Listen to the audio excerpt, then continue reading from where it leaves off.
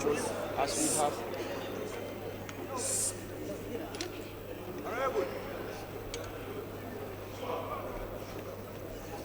Speaker.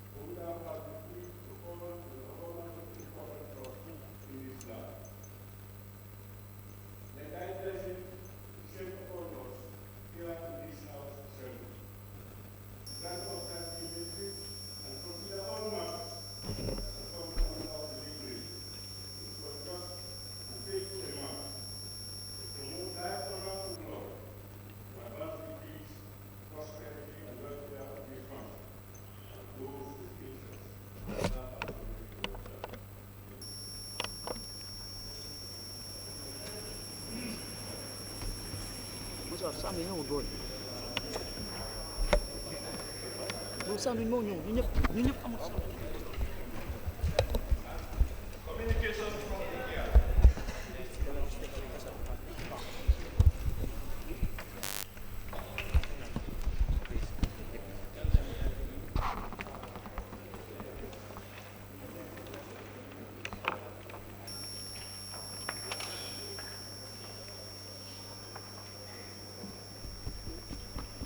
Honorable members, I convey to you a warm welcome as we return to this hallowed place, almost 2 years into the mandate of this legislature.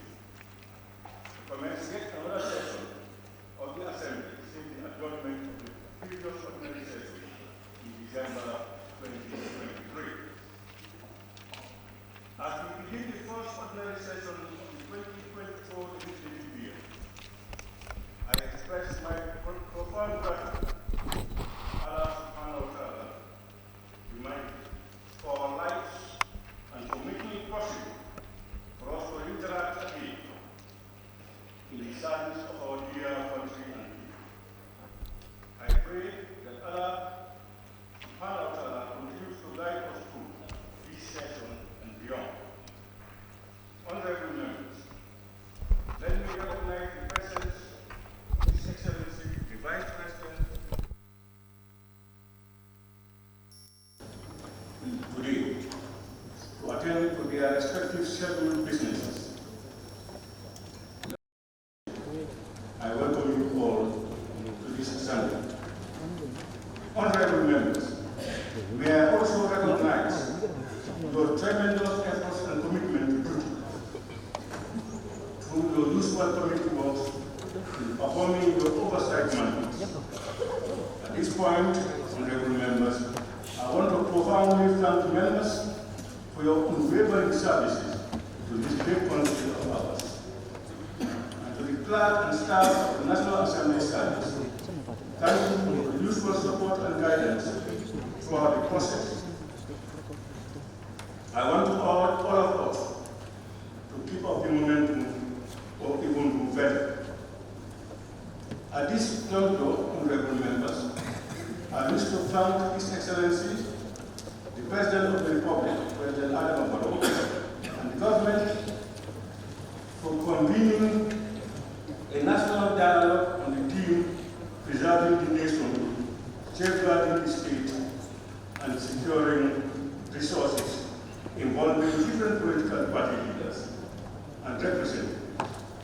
various stakeholders to discuss and address key challenges relating to ensuring the long-term stability, security, and prosperity for their country.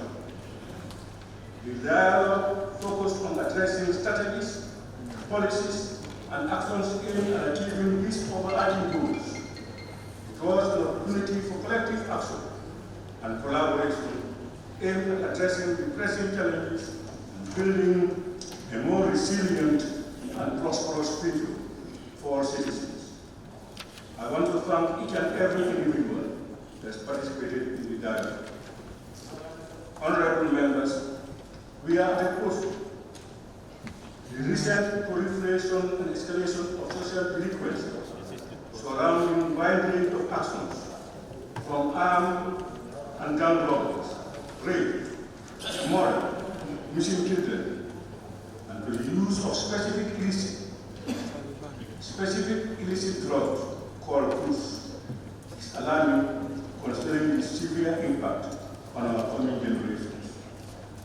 Understanding and addressing these problems often involves a multidisciplinary approach, including interventions at the individual, family, community, and societal levels.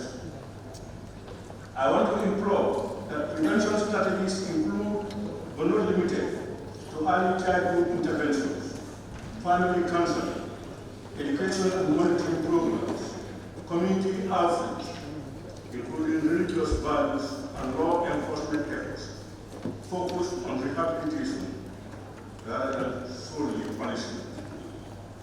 Honorable members, it is important to recognize that social delinquency is a complex issue with no simple solutions.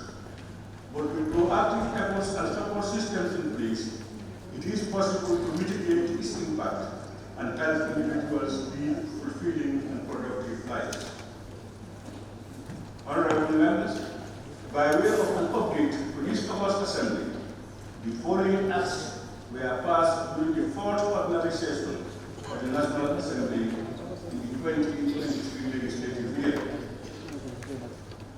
1. Appropriation Act 2024. 2. Animal Health Act 2023. 3. Anti-Corruption Act 2023. Honorable members, as published in the other paper for today, the Honorable Minister for Finance and Economic Affairs has provided for under Order 94.1 of the Standing Orders. We deliver this statement on the implementation and monitoring of the annual budget. And thereafter, the first reading, including both government and private members' bills, will be presented as well. Honorable members, by way of information, the approved agenda for this ordinary session has been circulated to all stakeholders concerned to take note and attend to their respective several businesses. Finally, honorable members, I will all once again to take note of the relevant provisions of the Constitution and the standing orders of the National Assembly during this ordinary session. I thank you all. Thank you, and Ramadan Mubarak in advance to all, including my brother Gareth and sisters. Thank you. Flag legal proceedings.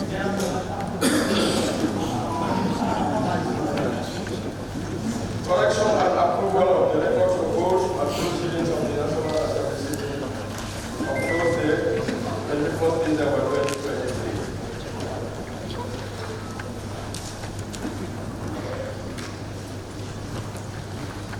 Honorable members, the record of votes and proceedings of the National Assembly sitting of Thursday, December 24th, 2023 is before us for correction and approval. Can any honorable member please move that the said record of votes and proceedings be considered and approved? The honorable member for Olundu.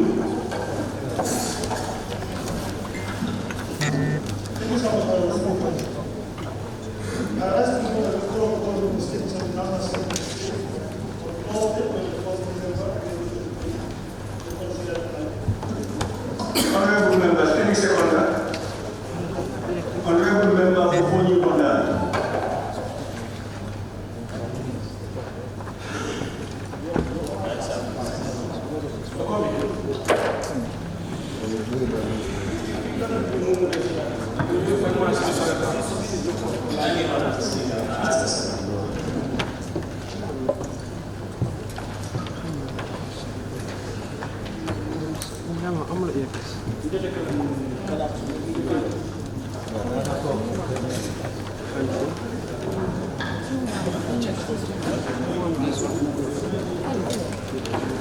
Honorable members, I am made to understand by table of this that the microphones at the back are not working.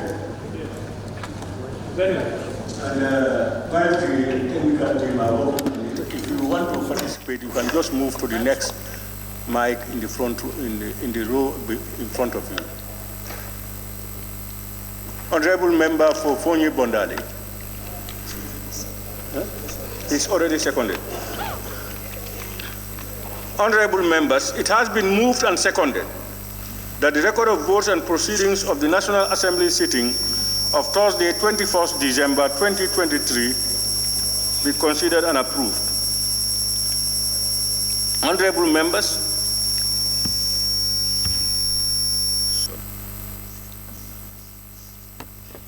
we have got copies of the said record of votes and proceedings. And as usual, we will look through them page by page, and if you have any comments, you can raise your comments and observations. We begin on page 1.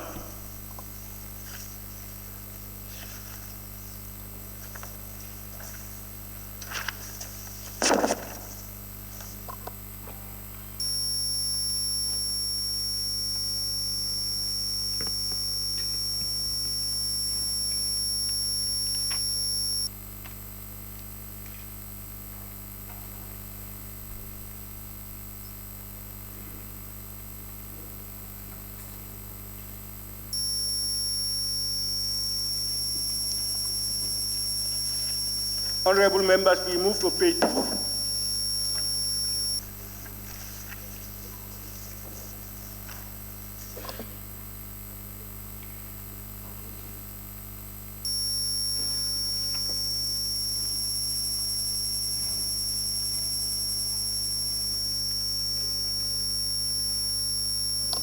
Honorable members, we now move to page 3. Honorable member for Woodley East.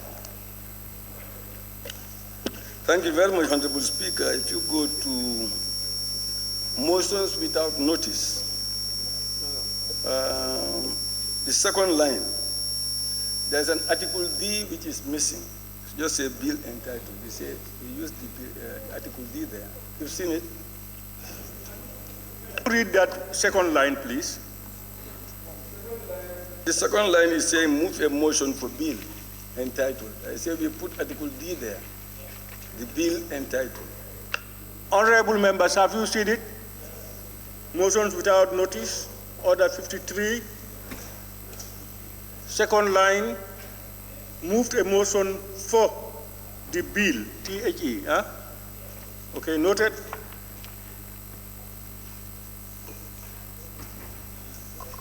Any more?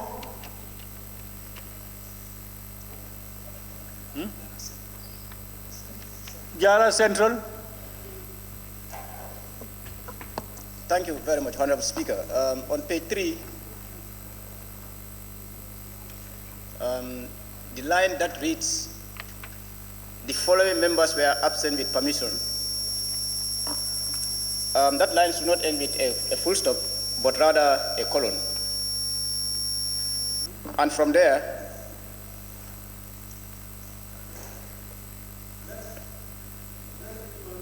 okay.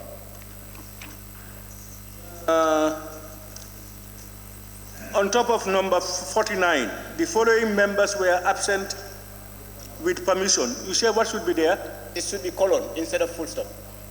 A colon.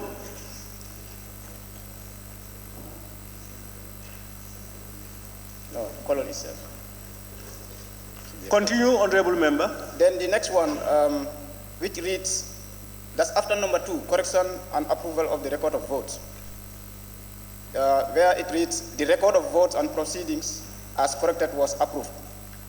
It was approved with amendments. So we have to capture that, Honorable Speaker. with amendments. Where are you talking? After number Honorable. two, yes, after, number one, you have the communication from the chair. Yes. Number two, you have correction and approval of record of votes. Yes. Then after that paragraph, Yes. the one who moved that the motions, the record of votes to be adopted. Then the next line, the record of votes and proceedings as corrected was approved with amendments. I have not seen that. Yes, it was correct. It was approved with amendments. Yeah, but that's how we kept it also. Yes, with amendments, exactly. That's what I'm saying. Okay. Yeah, but this we have been doing this for over and over on our record of votes. All right, honorable members, as usual, can we just say the record of votes and proceedings were approved as amended? Exactly. But if we stop at corrected and then, Yes, Honorable Parliamentary. Yes, thank you very much, Honorable Speaker. But I think the word as corrected means an amendment already. So we either use as amended or as corrected. We must use one, but not both. Thank you. The usual style we have is amended. We amend. That's why I'm sure the honorable member was concerned. And for it to flow as usual, we use as amended. we have been doing it over and over. All right. Yes, honorable member for all you know. No, I actually wanted to say what you said is correct. I think we can use the one you said. Yes, that is correct.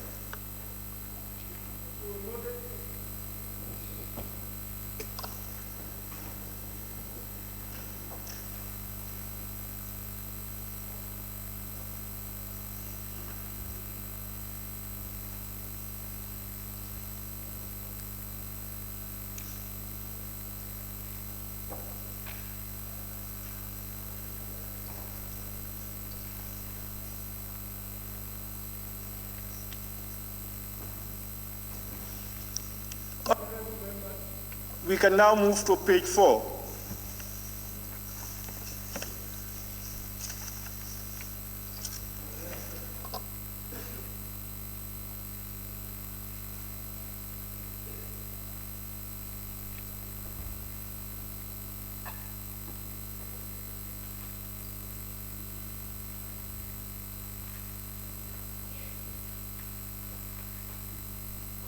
Honorable members, we move to page 5. Honorable member for Wool East. Yes, thank you. If you go to the last paragraph, where it is giving results, it said the ayes has 18 votes. So we should read it as the ayes had 18 votes. The votes too also should be pluralized. Had and votes. You've seen it. Honorable members, are you following? The ayes had, HAD, not HAS, and 18 votes to take plural.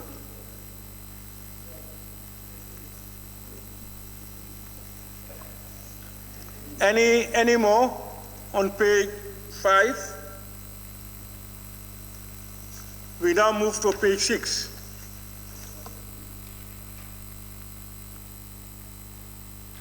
Honorable member for Latrikunda Sabiji. Yeah, I observed that where you have Honorable Suleiman Shao, Central Badim, but if you compare it to where you have Honorable Umar Dago, Open Yomi, majority. You please give us the numbers. You didn't put his title. Numbers. Number 7. Yes. Central Badim should be minority chief whip. Central Badibu. Yes. It should include minority chief whip. Exactly. Okay. So that you can go in tandem with where you have Honorable Umar Dago, majority chief. You also have our whip.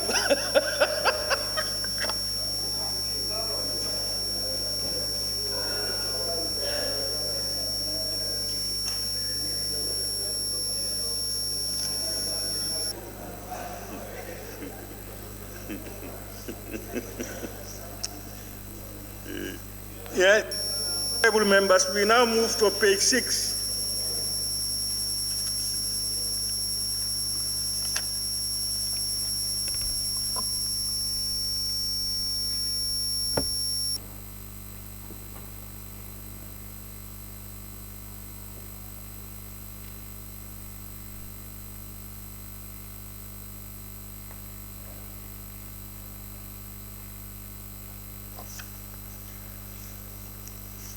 Honorable members, the final page, page 7.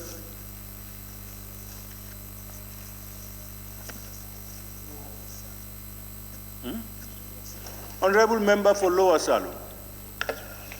Thank you, Honorable Speaker, for giving the floor. Honorable Speaker, on our adjournment debate, I was given the floor by the chair.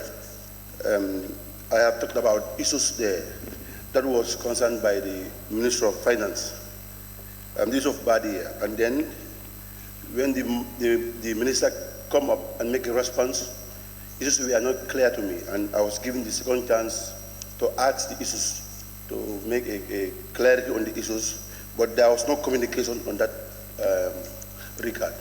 So whether procedurally is, so I don't know. Maybe your people can advise you well.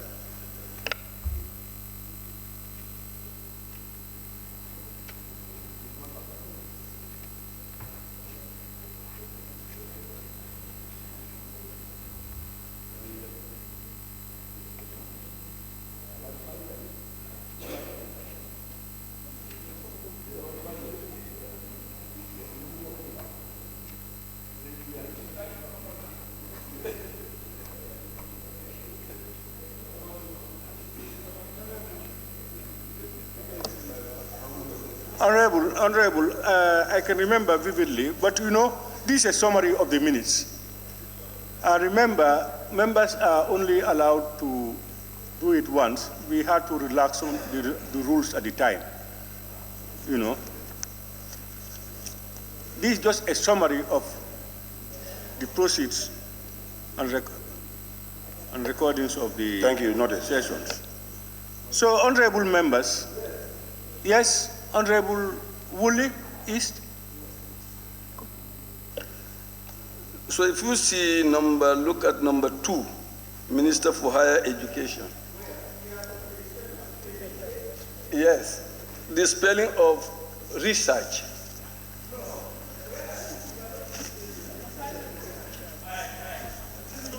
On page 7. Yes. We are on page 8. Oh, page 7, page 7. I said before you leave page 7. Huh? I know. What I'm reminding him is we are on page 8. And now you're taking us back to page 7. Yes. Okay, you said where? Number 2 of page 7. Okay. It said the Minister for Higher Education. What you have there is recharge, not research. You've seen it? Members, number 2, the Honorable Minister for Higher Education, research, not recharge.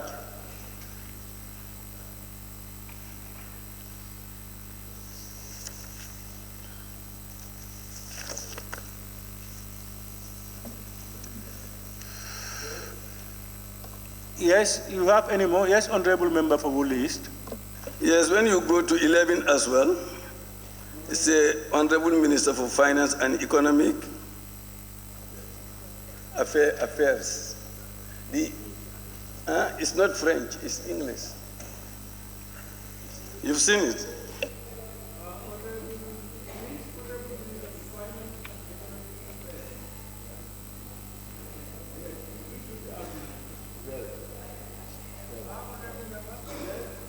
Sorry, the E should be out.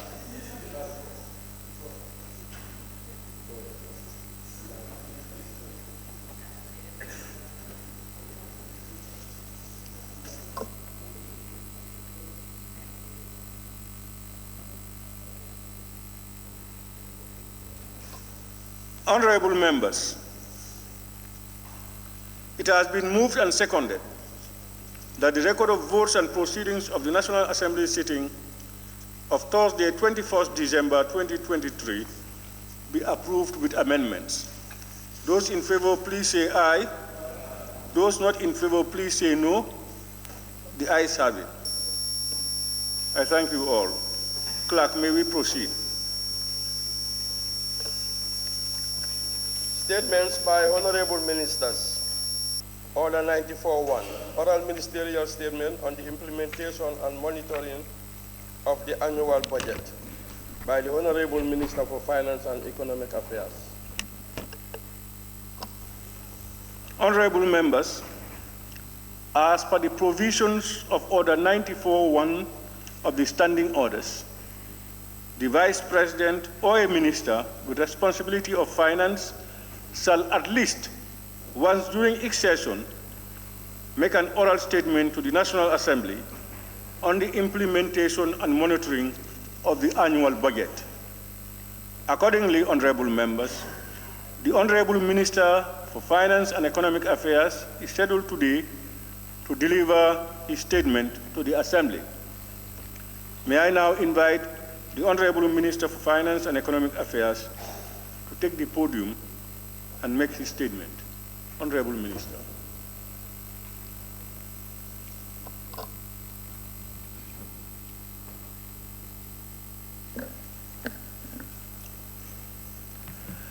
Good morning, Honorable Speaker, members of the National Assembly, His Excellency the Vice President, Cabinet Ministers here present, distinguished guests, the press, all other protocols duly and respectively observed.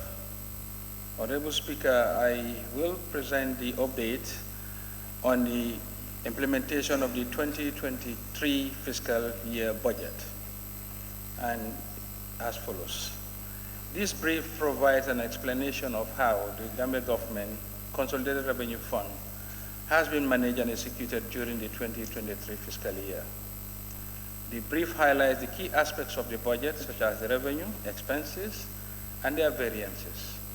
Additionally, it also includes an analysis of our financial performance against these set targets. The report aims to offer an overview of government financial operations, allowing proper assessment of the effectiveness of the execution and management of the budget. It helps us to make informed decisions and take appropriate actions to ensure fiscal stability. Summary. The highlights of the 2023 budget performance. 1, the consolidated government local fund revenue performance for the fiscal year 2023 indicates a positive outcome, reaching a revenue of 21.9 billion compared to the budget of 19.7 billion, representing an overperformance of revenue by 11%. The main drivers of this strong performance include an improvement in indirect tax collections due to an increase in the VAT receipts on non-oil imports, non-tax revenue, and a substantial realization of programs, which is the budget support received in late December 2023. The total government local fund expenditure is 20.4 billion, which compared to a budget of 20.3 billion. The main drivers of this 0.6% overrun are mainly personnel emoluments and debt interest payments. Given the overperformance of the domestic resource mobilization and the budget support disbursement in December, the budget balance recorded a surplus of 1.5 billion. Table 1 indicates the consolidated revenue fund against the expenditures and the net lending operations. On the global level, total revenue realized 21.9 million against 19.6, variance of 2.3 billion, which is an 11% positive variance. Tax revenue, almost in line with the budget. Non-tax revenue outperformed budget by 31%. Programs and grants, which is otherwise called budget support, outperformed budget by a significant margin of 47%. On the expenditure, the budgeted expenditure 20.3 billion, actual 20.4 billion. And the components thereof, external debt interest 2.9 billion, budgeted actual 3 billion.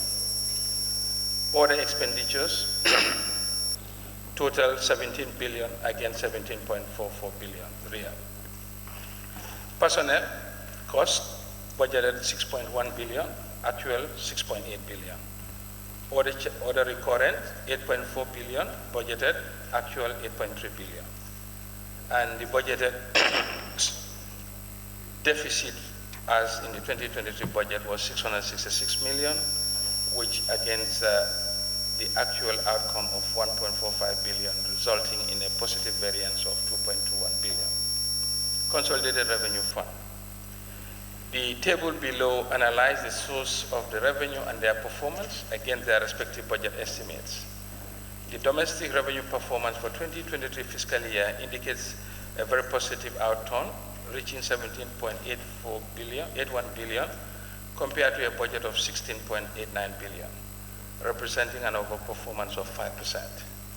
This impressive performance is the result of better than expected outturn on international trade taxes, which registered a growth of 29%. Total revenue, including program grants, reached 21.9 billion compared to 17.9. By specific tax heads, import duties grew by 15%, while import VAT recorded a 47% increase. Non-tax revenue performed 84% more than expected or budgeted as a result of increased revenue collection, that's customs and excise, from the GRA. The capital revenue also performed more than expected by 701 million, which is attributable to the sale of megabyte. The table 2 indicates the breakdown of the different revenue categories, budget against actuals, and their associated variance. In the interest of time, I will not read out the table, but it's available for the members to peruse. Top revenue performance, VAT on imports. Revenue from VAT on oil and non-oil imports has exceeded budget by 220% and 122% respectively. Total VAT on imports amounted to 3.4 billion, which is 1.1 billion more than its budget. This growth is the outcome of increased efficiency in the tax administration from the deployment of a more enhanced customs system, the Ascuda wall, and the systematic reduction of the fuel subsidy in 2023. Non-tax revenue recorded an overperformance of 31%, reaching 3.89 billion in 2023 compared to a budget of 2.97, with non-tax revenue from MDAs growing by 2% against the budget target of 2.13 billion compared to an actual turn of 2.18.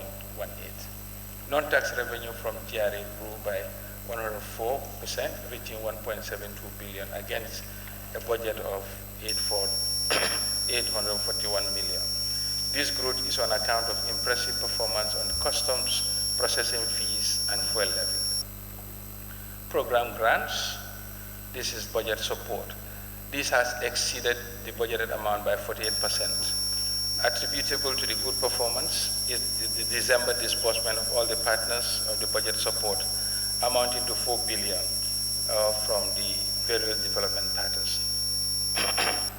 On the expenditure, Mr. Speaker, the detailed expenditure performance for the period under review is as illustrated in Table 3. And on the top line, the actual expenditure, 4.37, against actual expenditure of 2.37. Other charges, 8.4 billion against actual of 8.3.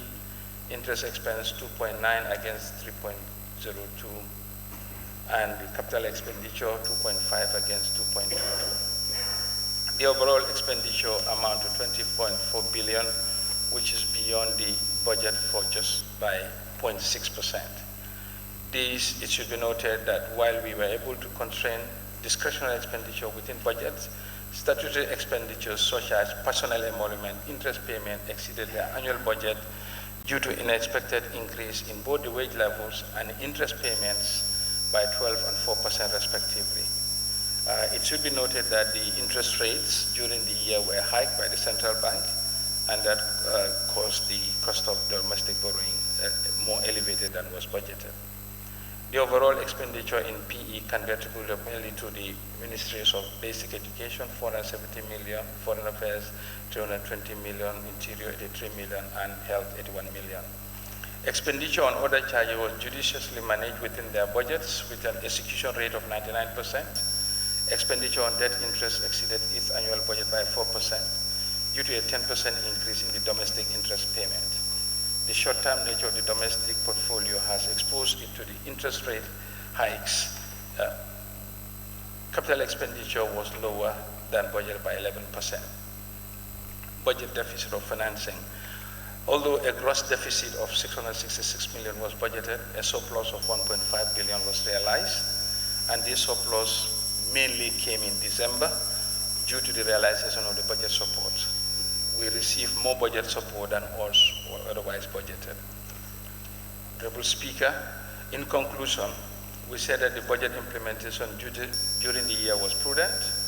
The overall revenue collected budgeted was outperformed by 2.2 billion, and the actual expenditure was in line with the budget by only 0.6% overrun, leading to a surplus of 1.5 billion.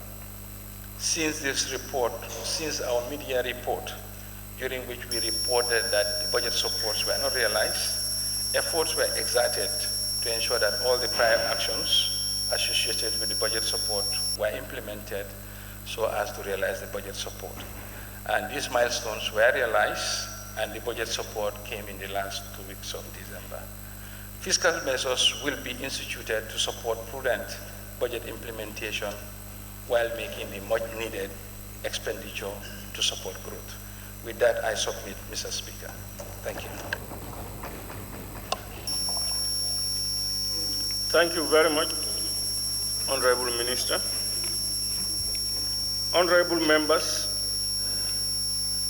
pursuant to Order 48.6 of the Standing Orders, which I now quote,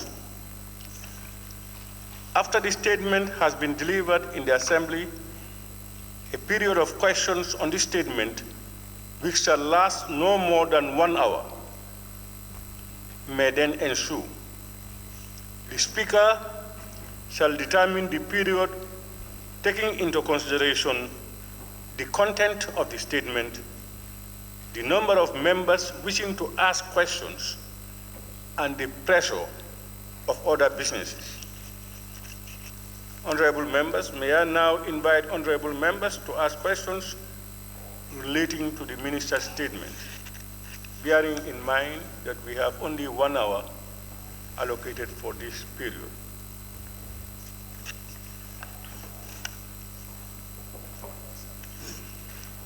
Honorable Member for Lower Salu. Thank you, Honorable Speaker, and thank you, Honorable Minister, for that fantastic statement by the Ministry and the revenue impact on paper. But Honorable Minister, my problem here is you have good records internally and externally on the budget, expenditure and revenue collection on the GRA. But then the major problem that I have here, Honorable Minister, which I have not heard you talk about it, means the life and livelihood on people. If you go to the market today, the entire pricing of food commodities is escalating, especially this Ramadan coming up. Because yesterday I bought 1 bag of onion, $1,500. Honorable Member, remember this is question time. Yes, I'm asking. On what the Honorable Minister presented before us. This is. Yes, just hold on, Honorable Member. Honorable Member for. Is your tag up? You want to ask? You want? Okay. You want your name to be recorded. Honorable Member for Lower Salum, you can continue. Please note that. Okay, thank you, Honorable Speaker. Yes, My concern here is the life and the livelihood of the people. Now we are in a stake. All food commodities are expensive. What is your take on that? Thank you.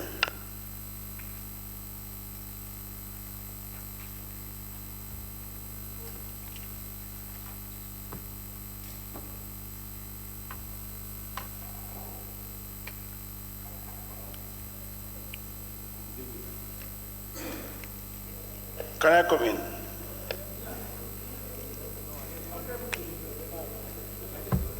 Honorable Minister. Yeah, I was taking note. Thank you very much, Honorable Speaker and the Honorable Member for Lower Salo. Yes, the budget is just one element of the economy, and it's not the economy. As we know, the public expenditure or the public budget is much lower than the overall economy. More variables affect the lives and livelihood of living citizens than the implementation of the government budget. So yes, we implemented the budget as was voted by the National Assembly, and we had positive revenue, but that cannot translate directly into impacting it, because most of these expenditures are in long-term projects and recurrent expenditure, but not in a way to address the cost of living directly. The budget is a framework and it's part of the economy, but not the only economy. The private sector is a much bigger size of the economy, which determines the lives and livelihoods of people more directly. And like any government expenditure, there's a lagging effect. What you spend this year will have implications down the line and not immediately as you do it. Thank you. Honorable Member for Bakau. Thank you very much, Honorable Speaker. Honorable Minister, the indications of your budget executions through your report, according to my findings, well before prior to tabling your report, I have an engagement with an official from your very ministry that the report that you are about to lay before the National Assembly is a fake. How would you respond to that?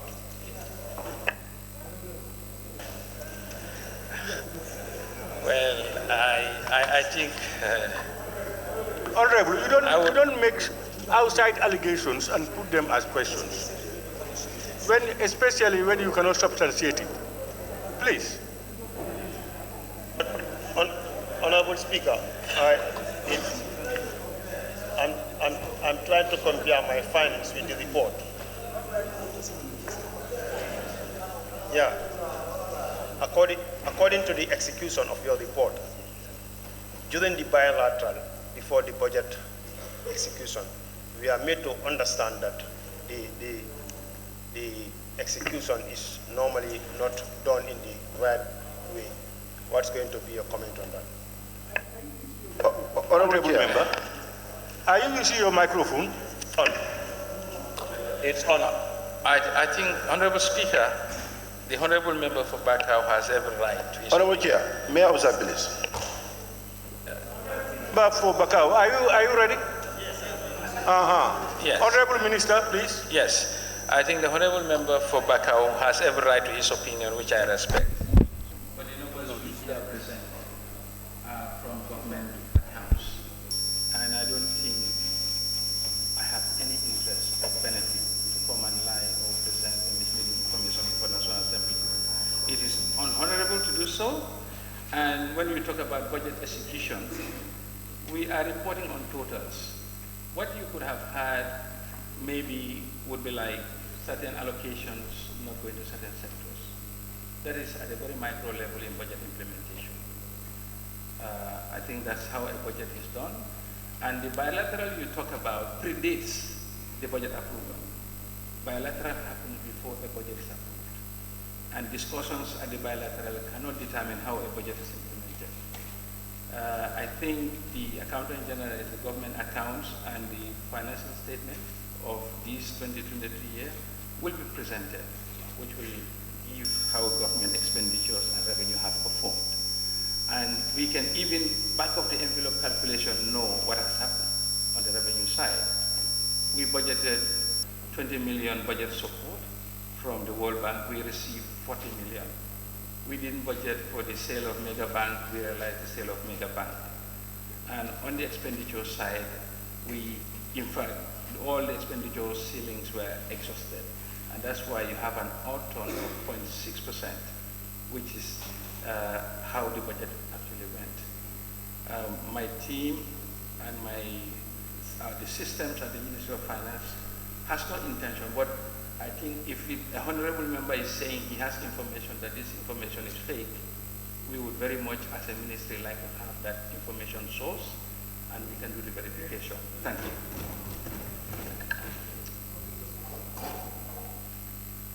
Honorable member for Banjul South. Thank you very much, Mr. Speaker.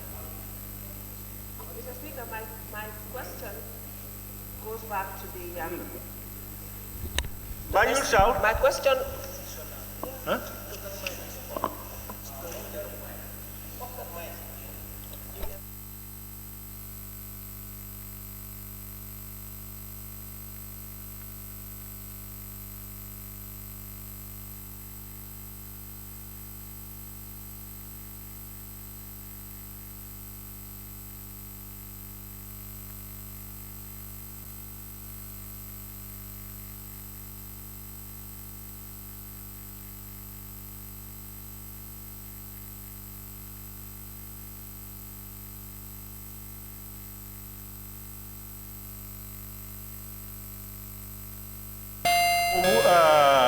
Lower Salum.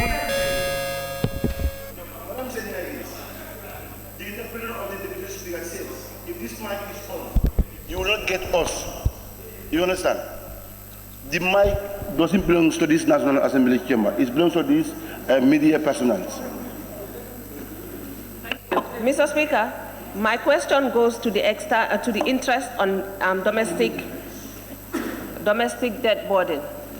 It has gone up from 2.1 to 2.3, and the minister here is saying that in conclusion, the implementation has been prudent. So I am asking him, how come he is calling something prudent when domestic debt burden is going up and the standard of living of people are being questioned, because people are really dying of hunger in this country because of the high prices of this country, and most people, the majority of Gambians, cannot afford it. So how can the Honorable Minister say that they have prudently executed the budget when the majority of Gambians are not feeling it? Thank you. Honorable Speaker, I hasten to say that budget execution is implementing the budget as was approved, staying within the boundaries set. What happens outside that has no bearing with how a budget is implemented. The domestic interest element has gone up. Simply at the time of designing the budget, the interest rates were lower. Meanwhile, during the year, the central bank raised interest rate. That's why the interest rate has increased more than was budgeted. Thank you. Honorable members, we must remember that we are talking about budget execution. Honorable member for Woodley East.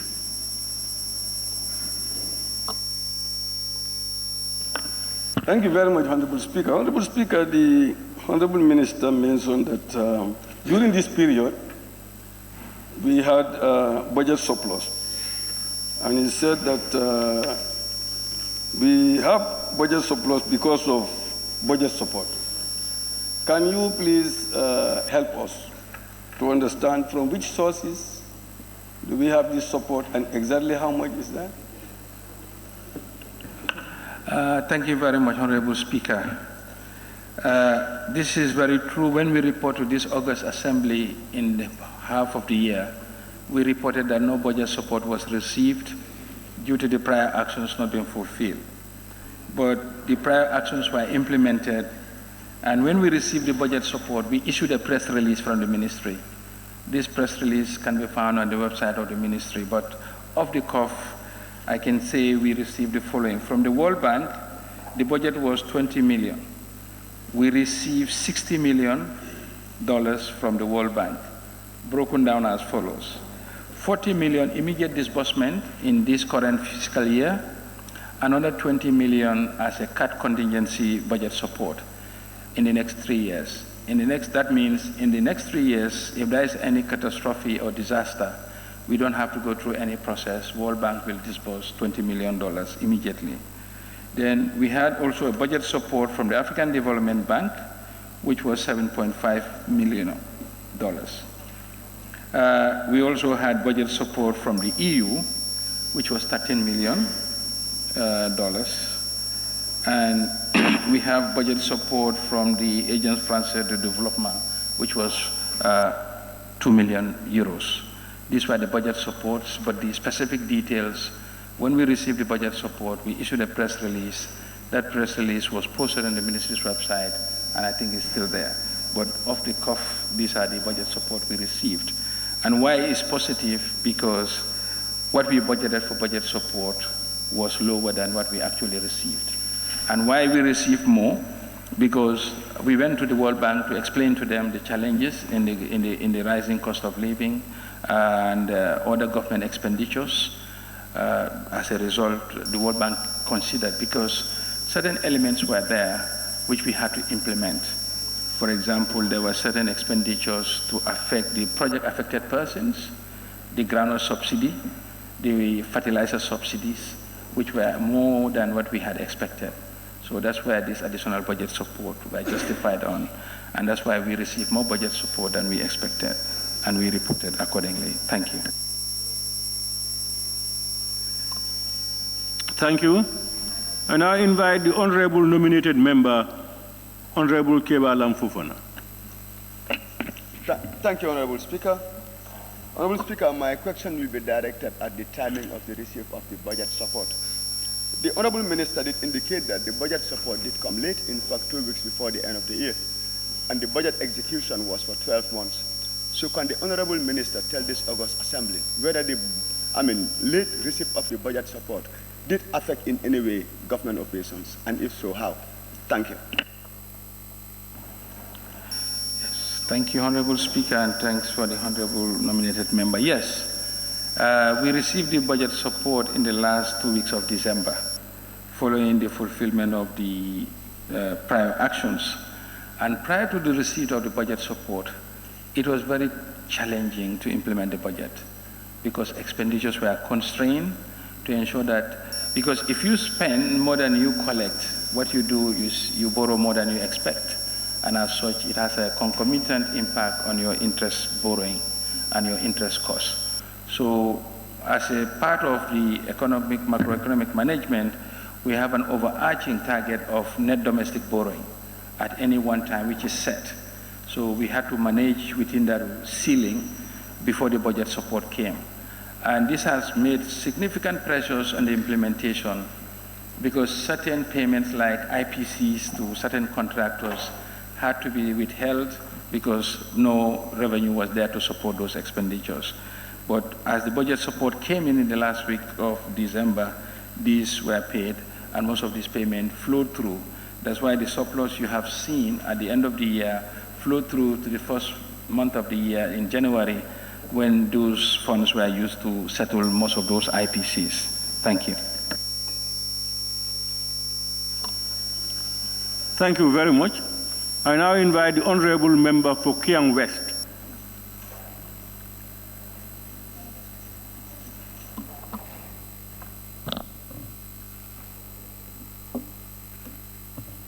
Honorable Minister, the headline for this report is End-Year Budget Performance Brief 2023. And what we are much concerned about here today, the deliberate intention of every budget is to improve the lives and livelihood of the citizens of that particular country. However, you have indicated a budget performance of 1.5 billion. How does that reflect the lives and livelihood of the people of the Gambia? The performance of the budget is to not be based on just physical cost being in the hands of the government. But how does that physical cost enhance the lives and livelihood of the people of that country. When do you give us that report? Because the budget that we had approved in Parliament here, we have not just approved the budget to go there and we raise fund. When fund is acquired, how does it reflect the lives and livelihood? We have seen the escalating price of the foodstuffs in the market. You've talked about the interest rate being high. Honorable member, you post your question, please. Honorable Minister, to make a debate. Can you please tell us how the budget we have approved in this Parliament reflects the lives and livelihood of the people of the Gambia through budget performance report, please?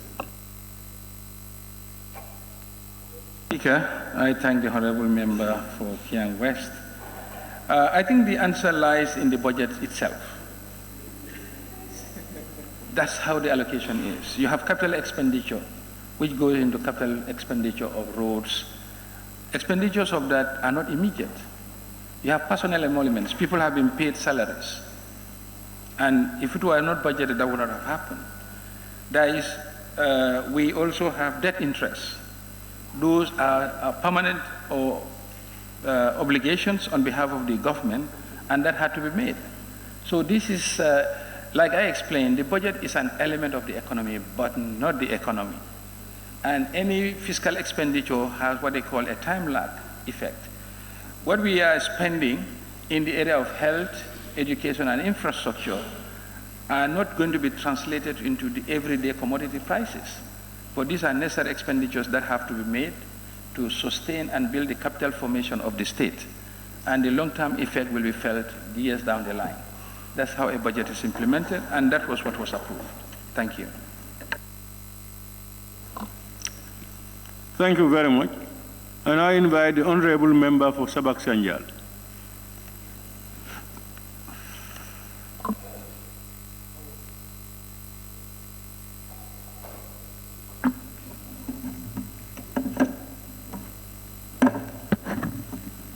Thank you very much, Honorable Speaker. Honorable Minister, we believe that the budget, being an element of the economy, as you mentioned, should have a positive and direct results to the people we are living with. You made mention in your report that total value added tax on imports amounted to 3.4 billion, which is 1.1 billion more than its budget. This growth is the outcome of increased efficiency in tax administration from the deployment of a more enhanced custom system, which is the Asikuda wall, and the systematic reduction of fuel subsidy in 2023. That means there is a big reduction in fuel subsidy in the year 2023. What effect will that have in the cost of living? If I should buy a bag of rice today in Sabasanja for $2,230, that means there is an increase in transporting that bag of rice from Banjul to Sabasanja. If there is a reduction in fuel subsidy, that means the prices of fuel will increase. And if the prices of fuel increases, prices on transportation will also increase, and which will have an effect on that bag of rice which I will buy in Sabasanja. Honorable Speaker, thank you very much. First of all, Honorable Member for Sabasanja, fuel prices are globally determined. And we have, as a government, continued to subsidize. And it's very easy to compare notes. We live in a region, and Gambia doesn't produce oil. Whatever oil we buy is from the international market. As such, if you look across the border, a liter of petrol costs a lot more than Gambia. So that means Gambians are benefiting from the subsidy. Globally, there is heightened prices in oil prices. As such, when we travel, I just came from Nigeria. I just come from other parts of the world. But it's very easy, what we are saying. We can just verify just put in Google what is the cost of a liter of petrol in any country of your choice and compare it with the Gambian price.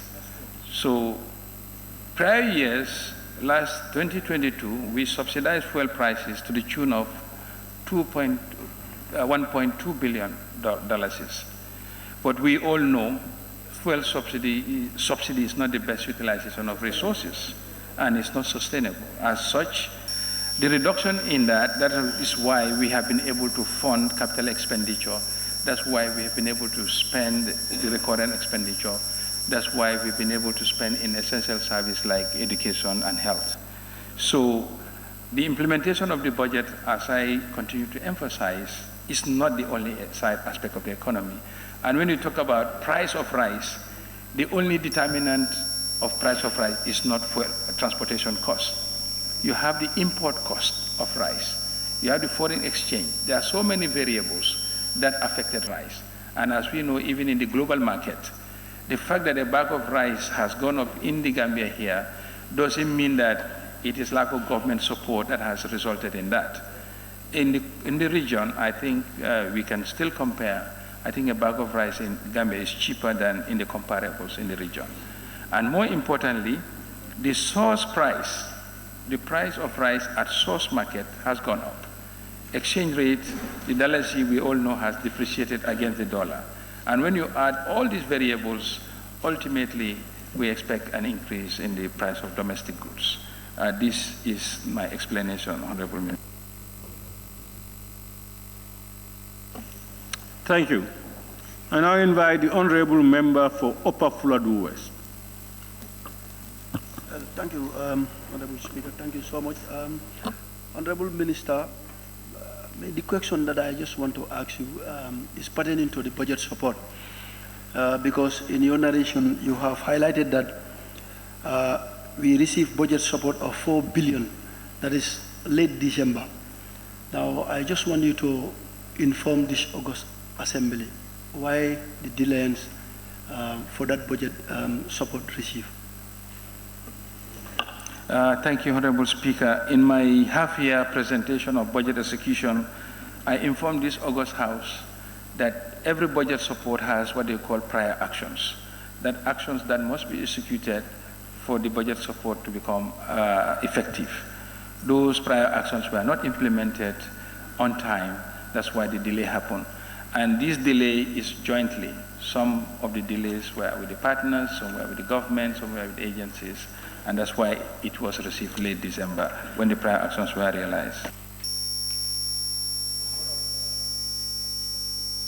Thank you very much. And I invite the Honorable Member for Brikama North. Thank you very much, Honorable Speaker. Honorable Minister, I'm not sure whether this is in relation to the observation or question raised by the Honorable Member for Woolly East. Regarding the budget program grants, that is to say, the budget support has exceeded its budget by 48%. Attributable to the good performance is the December disbursement of the budget support amounting to 4.085 million by the following development partners. However, you fail to list down or indicate those development partners. By virtue of the text, it will be relevant. If what you have given to the Honorable Member for Wool is the same, it can be so reflective in the text. Thank you. Yes, I think, thank you, Honorable Speaker, and I think, I think that was an oversight to have indicated in the list, because as we attempted to reference it, but like I said, we have the information which we can circulate to the August Assembly. Thank you very much, Honorable Minority Leader. And I invite the Honorable Member for Foni, Kansala. Thank you, Honorable Speaker. Honorable Minister, in your conclusion, you have said that the budget implementation during has been reported prudent. I want you to avail this August Assembly in some of the other sectors of ministries and line ministries, where others in their budget execution or disbursement maybe 38%, 48%, and 50%. As per this budget report, what went wrong onto some of those disbursements and in failures of some of the key performance as ministry? What went wrong in some of those lower percentages of their budget expenditure or disbursement? Thank you. Yes, I think, Honorable Speaker, I thank the Honorable Member for Foni, Kansala. But on the lower disbursement to certain ministries, as you know, the overall budget is an envelope, and our report is based on that. But when you disaggregate it, it's not only what is in the budget that is spent during the execution.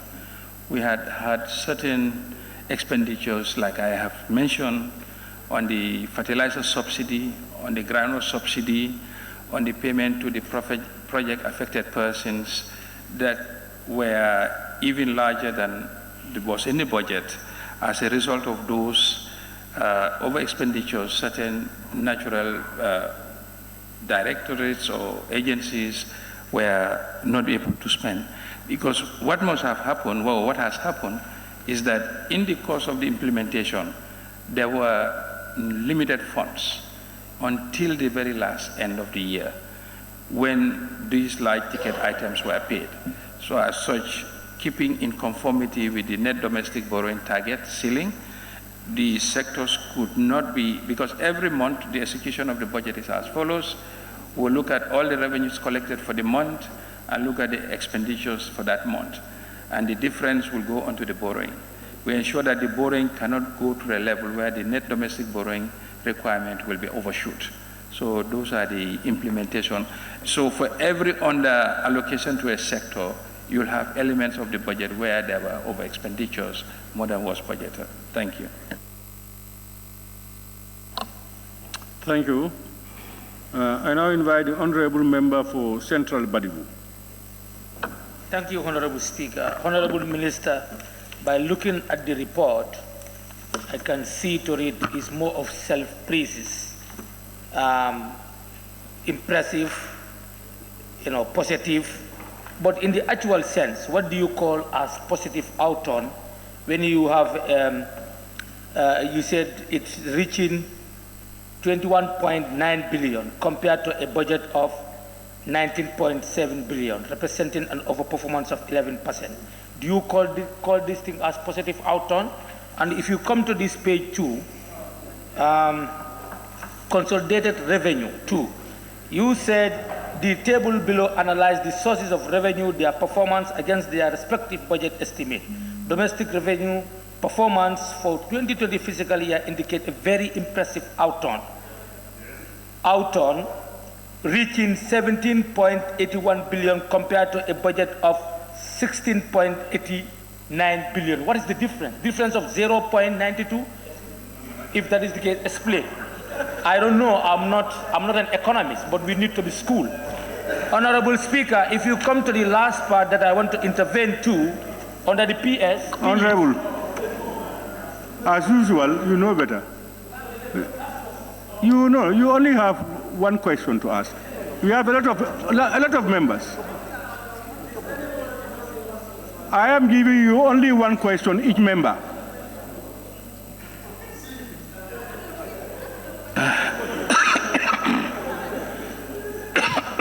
Honorable Speaker, I thank the Honorable Member for Central Badibu.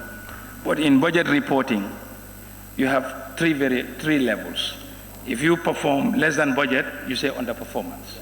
If you perform in line with the budget, you say in line with the budget. Anything north of that is positive.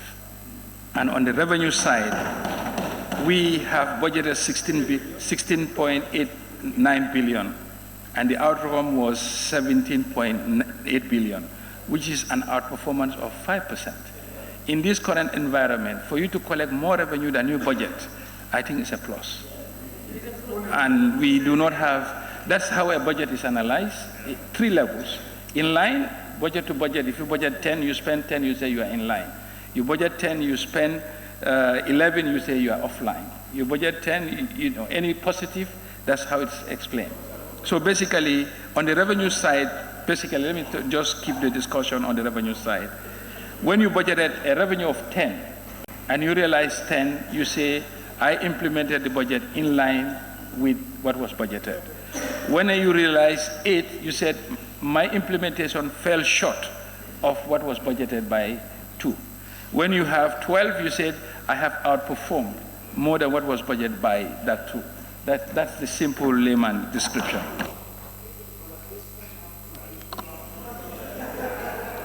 Thank you. I now invite the Honorable Member for Nyamina Dankunku. Thank you, Honorable Speaker. My question is already dealt by the Minority Leader. Thank you, Honorable Member for Nyamina Dankunku. I now invite the Honorable Member for Bushumbala. Thank you very much, Honorable Speaker. Honorable Minister, in your report, you did indicate that the capital revenue and performance, the capital revenue also performed more than expected, which is attributed to the sale of a mega bank. How much did you sell this bank? Who are the buyers? And what interest did the government realize out of this sale? Honorable Speaker, thank you very much. I think in the budget reporting, I report absolute numbers, and I believe the question is asking beyond budget numbers. And this can be a substantive question we can research and provide answers. Thank you.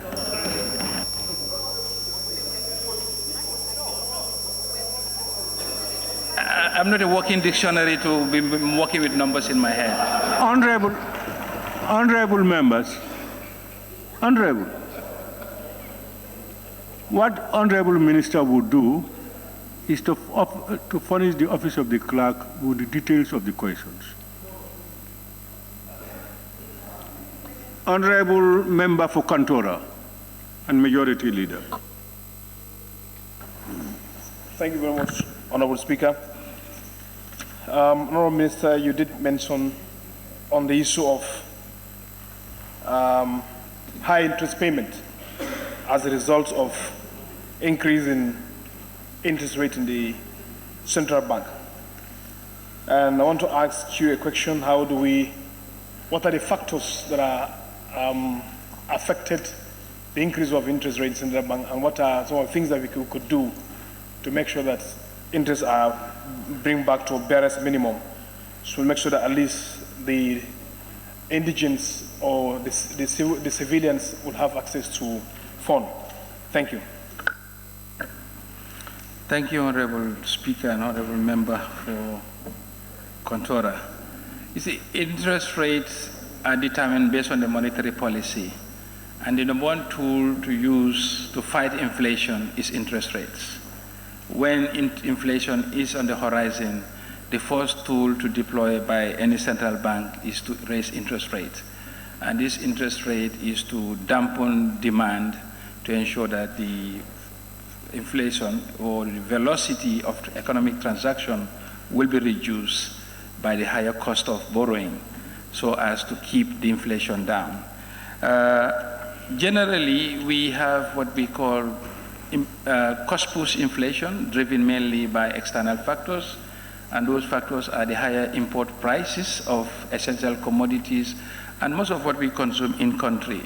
The other element that drives inflation in this country is the exchange rate, and as we know, the dollar has strengthened against the dalasi and all other major currencies during the year, so central bank has deployed the hike in interest rates to fight inflation. And this fight is ongoing. I think the interest rate inflation inched up to a maximum of 18.5%, and it has still came down to 17%, and at the last month, I think it was about 16.5%. So this is a monetary policy action being taken by the central bank. Thank you. Thank you very much, Honorable Member for Kantora and Majority Leader. I now invite the Honorable Member for Kiang East.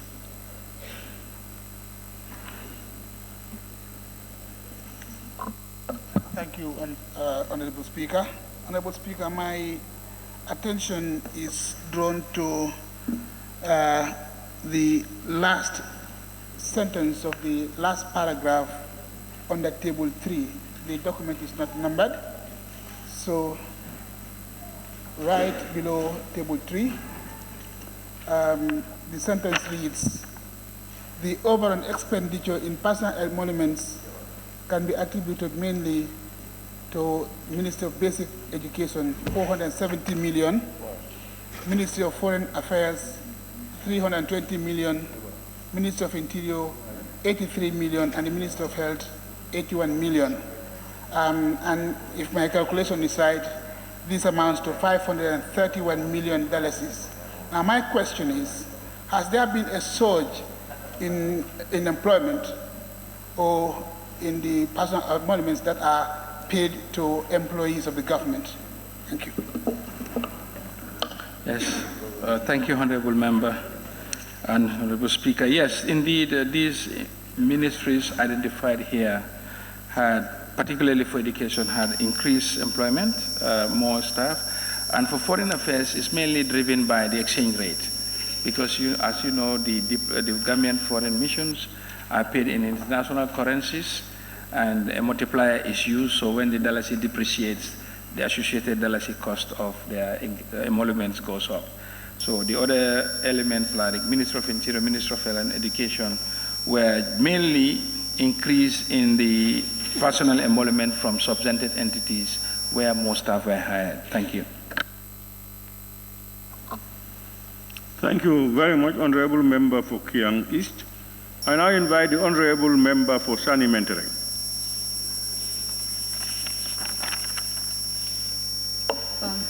Thank you very much, Honorable Speaker. Honorable Minister, you've made mention in your brief how the statutory expenditures such as PEs and interest payments, how it exceeded the annual budget due to unexpected increase both in wage bills and interest payments by 12 to 4%, respectively. I urge you to elaborate on what are those some unexpected increase in wage bills and interest, if possible now, otherwise to the Office of the Clerk. Thank you.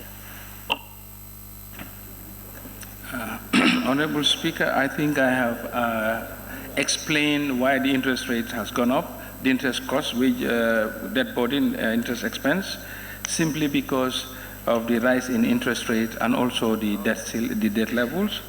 On the personal emoluments, I have just elaborated to say there were more hirings done for those affected ministries mainly than was budgeted, because a budget is just a plan, and when the actual number of headcount was more than what was budgeted, obviously the results will be a higher expenditure than was budgeted, which I have answered. Thank you. Thank you very much, Honorable Member for Sani Mentoring. And I invite the Honorable Member for Lower Badibu. Thank you very much, Honorable Speaker. Honorable Minister, you have connected a lot of positivity to this budget.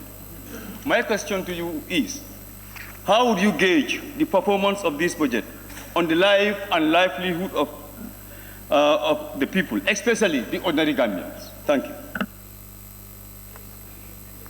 Honorable Speaker, I think I have detailedly elaborated on budget execution versus its impact on lives and livelihood. The budget is, again, I will repeat, not the economy, and it's just an element. It shows government operations. And as we know, the private sector is much bigger than the government operations, and the implementation of the budget is not going to translate in the immediate enhancement of lives and livelihood. But of course, we are not spending money for nothing, because people are being paid to go to work, education has been provided for, healthcare is provided, roads are being built. This is what the budget is used for. Thank you. Thank you, Honorable Member for Lower Badibu. And I invite the Honorable Member for Serekunda West. Thank you very much, Honorable Speaker. Honorable Speaker, the Minister told us that the late coming of the budget support was related to either prior actions or prime actions. I didn't get that clearly, but whatever it is, can the minister tell us what were the causes of that late meeting of those actions, and what are they? Thank you, Honorable Speaker and Honorable Member for Serekunda West. You know, when we say budget support, for every budget support, there are a series of prior actions which were agreed between the government and the partners. And some of these actions are cross-cutting in different sectors. So one might be related to migration, one might be related to social register, one might be related to, I think, public financial management. Another element might be to publish the accounts on time. These are a series of actions that are agreed upon. And no partner will disburse budget support without meeting those conditions. So it so happened in the course of the implementation, some of those actions could not be finished early enough. They were finished later in the year. That's why the budget support only came after agreeing with the partners that, yes, we did implement the prior actions, and the results were tested and accepted. Only then did they disburse. That's why the disbursement came in later than we expected. Thank you. Thank you very much, Honorable Member for Serekunda West. And I invite the Honorable Member for Upper Salum. Thank you very much, Honorable Speaker. And thank you very much, Honorable Minister, for meeting the objectives that we set together as a nation. Now, if you look at the budget, what goes to personal emoluments, debt repayment, interest, everything, we realize that almost 80% or more, it goes towards the current. So we have a very small amount of breathing space. Now, does the government plan to do anything in relation to subsidy for commodities, or perhaps support GGC, which is the National Food Security and Processing Marketing Corporation? Because I remember last year they imported 26,000 metric tons of rice, which actually helped the population a lot in stabilizing the price of rice. Do you plan to do to continue to do such, so that at least in the short term we can have some kind of stability in the prices of commodities in the country? Thank you. Thank you very much. Yes, Your Excellency, Honorable Speaker, we as a government are keen and we continue to support GGC. One area is when we come to crop financing. All the crop financing transactions are subsidized, and we met in the National Assembly and subsequently with His Excellency the President to look at the package of support we could give GGC for them to participate in the importation of essential commodities.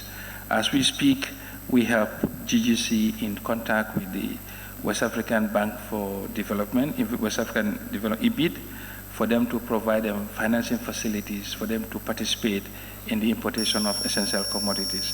It is the wish and the desire of the government to really support GGC on the importation of essential commodities. But this support we are working on through lines of credit and working capital financing. Thank you. Thank you, Honorable Member for Upper Salum. I now invite the Honorable Member for Old Yundum constituency. Thank you, Honorable Speaker. I withdraw mine. Thank you.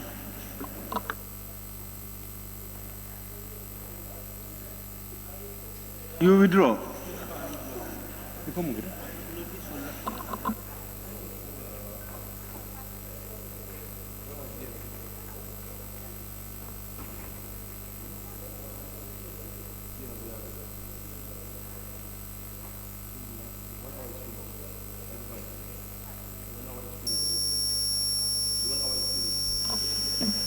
Honorable members, I had exhausted the list, but I am just told that two other members will want to pose questions. I now invite the Honorable Member for Foni Jarol.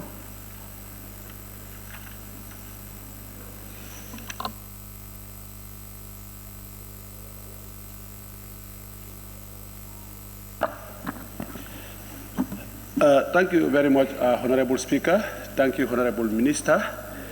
Honorable Minister, in terms of budget performance, definitely it has significantly improved But if we look at the impact towards even the institutions that are even collecting these taxes, they are even sinking. Neither to talk about the improving the lives of our people. What are the factors responsible for this?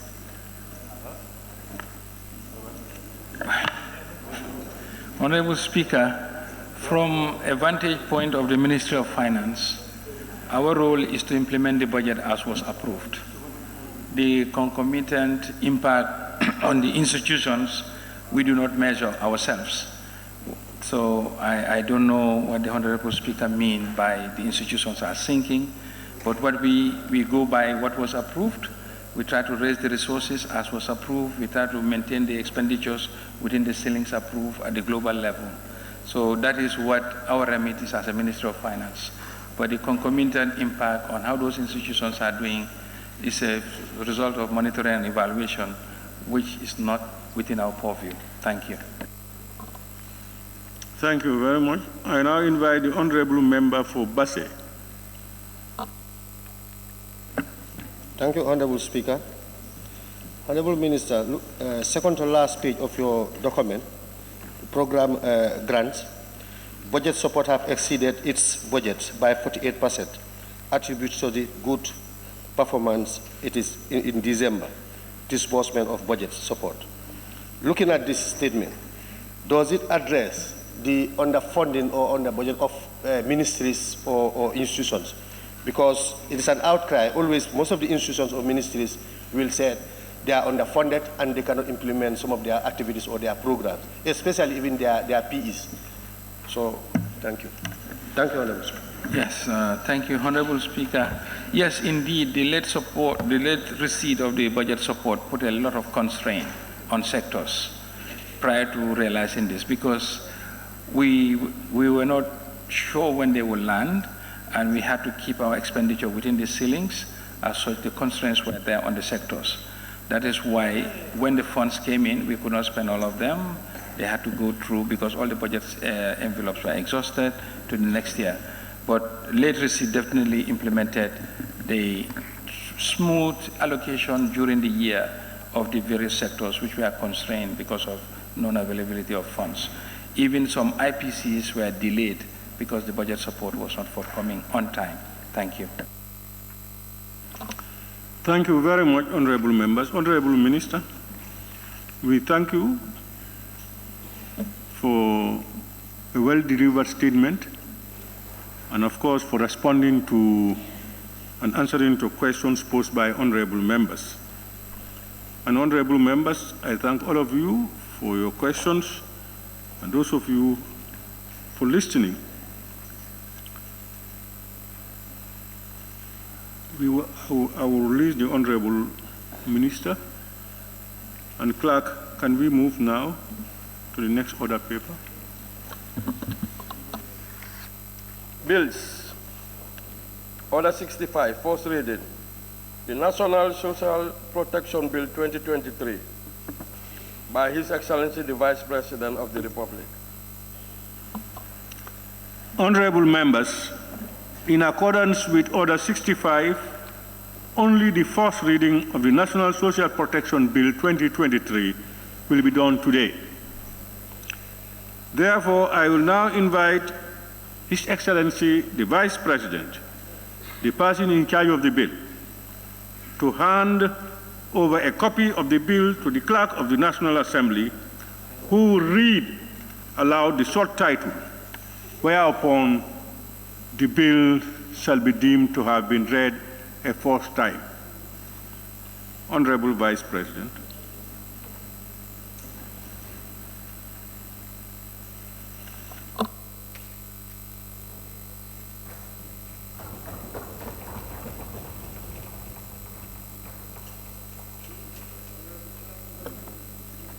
The National Social Protection Bill 2023.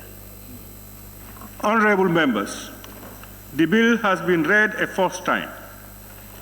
The next stage of the National Social Protection Bill 2023 is appointed for Tuesday, 12th March 2024, for the person in charge of the bill to move a motion for the second reading in accordance with Order 66-2, which reads, at the conclusion of the proceedings on the first reading or on any subsequent stage of a bill, the next stage may be taken either forthwith or upon a day to be named, providing that second reading shall be taken no sooner than 1 working day after the first reading. Honorable Member, I thank you. Clerk, may we proceed to the next one? The Nutrition Bill 2023 by His Excellency the Vice President of the Republic. Honorable members, in accordance with Order 65, only the first reading of the Nutrition Bill 2023 will be done today. Therefore, I now invite His Excellency the Vice President, the person in charge of the bill, to hand a copy of the bill to the Clerk of the National Assembly, who will read aloud the short title, whereupon the bill shall be deemed to have been read a first time. Honorable Vice President. Nutrition Bill 2023. Honorable members, the bill has been read a first time. The next stage of the Nutrition Bill 2023 is appointed for Tuesday, 12th March 2024, for the person in charge of the bill to move a motion for the second reading in accordance with Order 66-2, which reads, at the conclusion of the proceedings on the first reading or any subsequent stage of a bill, the next stage may be taken either forthwith or upon a day to be named, providing that the second reading shall be taken no sooner than 1 working day after the first reading. Thank you very much. Clerk, may we proceed? The Gambia Legal Metrology Bill 2023 by the Honorable Minister for Trade, Industry, Regional Integration and Employment. Honorable members, His Excellency the Vice President would step in for the Honorable Minister for Trade.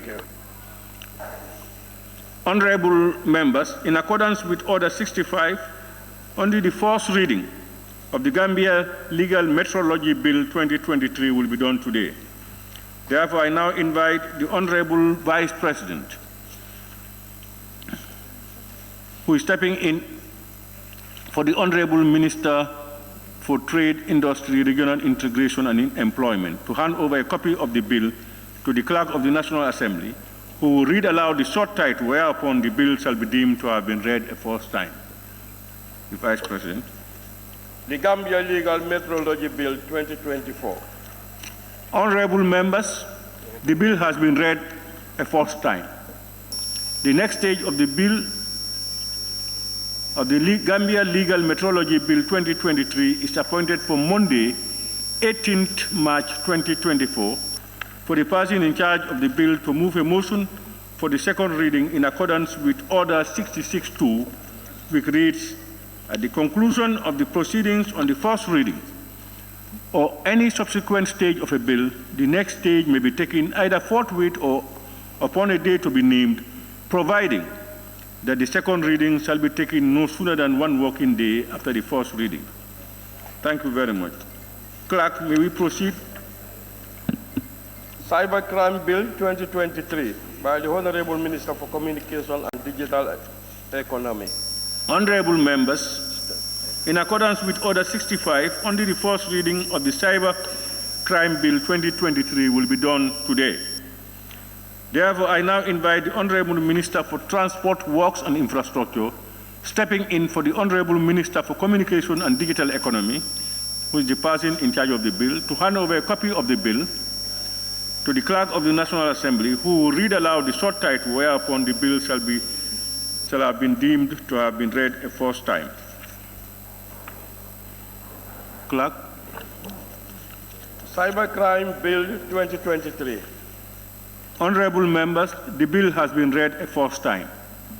The next stage of the Cybercrime Bill 2023 is appointed for 18th March 2024 for the person in charge of the bill to move a motion for the second reading in accordance with Order 66-2, which reads, at the conclusion of the proceedings on the first reading or on any subsequent stage of a bill, the next stage may be taken either forthwith or upon a day to be named, providing that the second reading shall be taken no sooner than 1 working day after the first reading.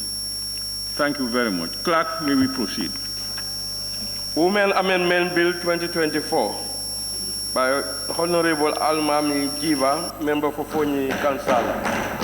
Honorable members, Speaker. Honorable members,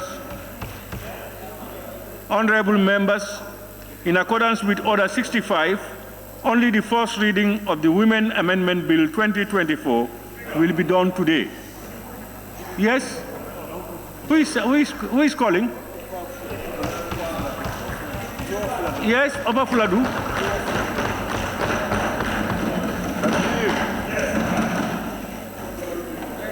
Oba Fuladu? Is it Lower Fuladu rather? Do you have anything? Huh? Women's Amendment Bill 2024. Clerk, please. Clerk, wait. Clerk, please. Honorable member for Upper Salu, Lower Fuladu. Any comments? I'm not hearing you. For now, no comment, but I'll comment later. Okay. About the bill. Honorable members, in accordance, honorable members, in Parliament you don't clap, you knock the table, but not that way. Please. Honorable members, in accordance with Order 65, only the first reading of the Women Amendment Bill 2024 will be done today.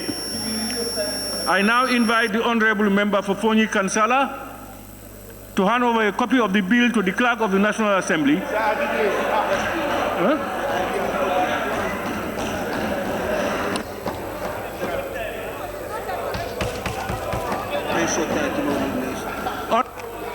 Honorable, you don't beat the system. You wait until I invite you to hand over the bill. Honorable, no questions about this one. I'm saying you wait anytime, you wait until I invite you. No, he did. You did invite him, and he came. All right. Honorable member, can you deliver your bill? Can you deliver your bill? Clerk. Women's Amendment Bill 2024.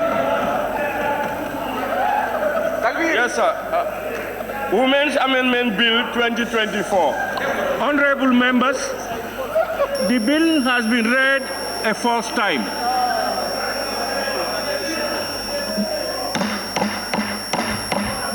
Honorable members,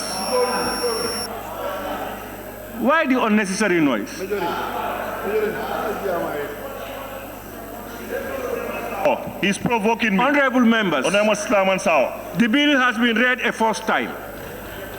The next stage of the bill, Women's Amendment Bill 2024, is appointed for Monday, 18th March 2024, for the person in charge of the bill to move a motion for the second reading in accordance with Order 66-2, which reads, at the conclusion of the proceedings on the first reading or on any subsequent stage of a bill, the next stage may be taken either forthwith or upon a day to be named, providing that the second reading shall be taken no sooner than 1 working day after the first reading. Thank you very much, honorable members.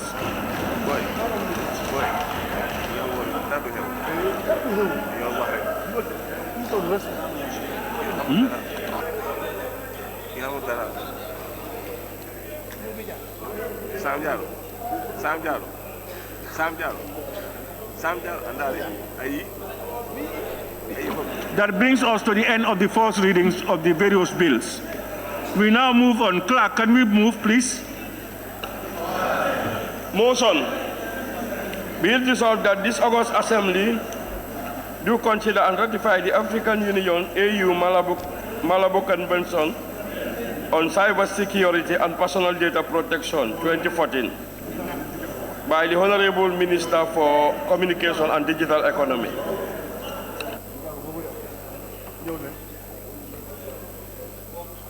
Members, the Honorable Minister for Transport, Works and Infrastructure will be stepping in for the Honorable Minister for Communications and Digital Economy. Honorable members, please, order, please. Honorable Minister.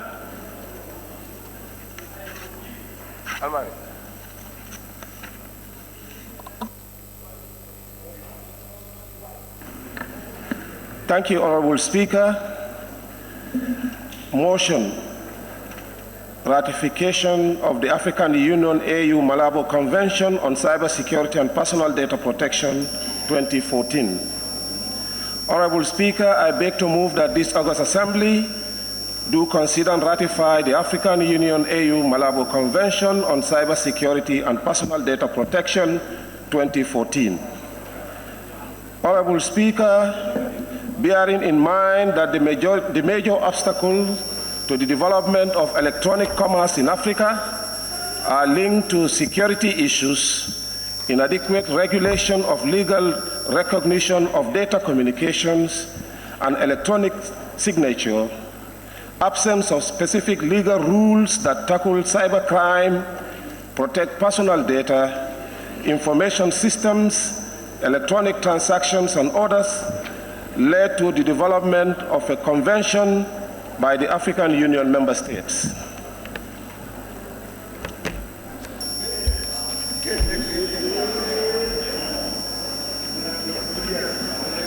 Honorable Speaker, I think we have to give time to your guests to move out.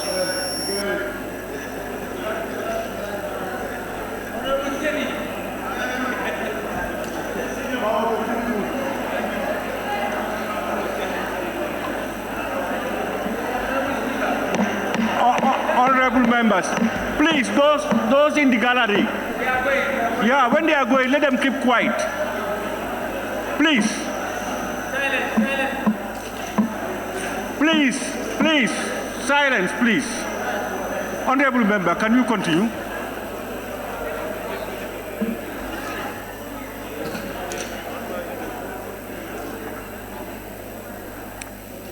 Moving out does not mean you make noise. Honorable Minister, please continue. Thank you, Honorable Speaker.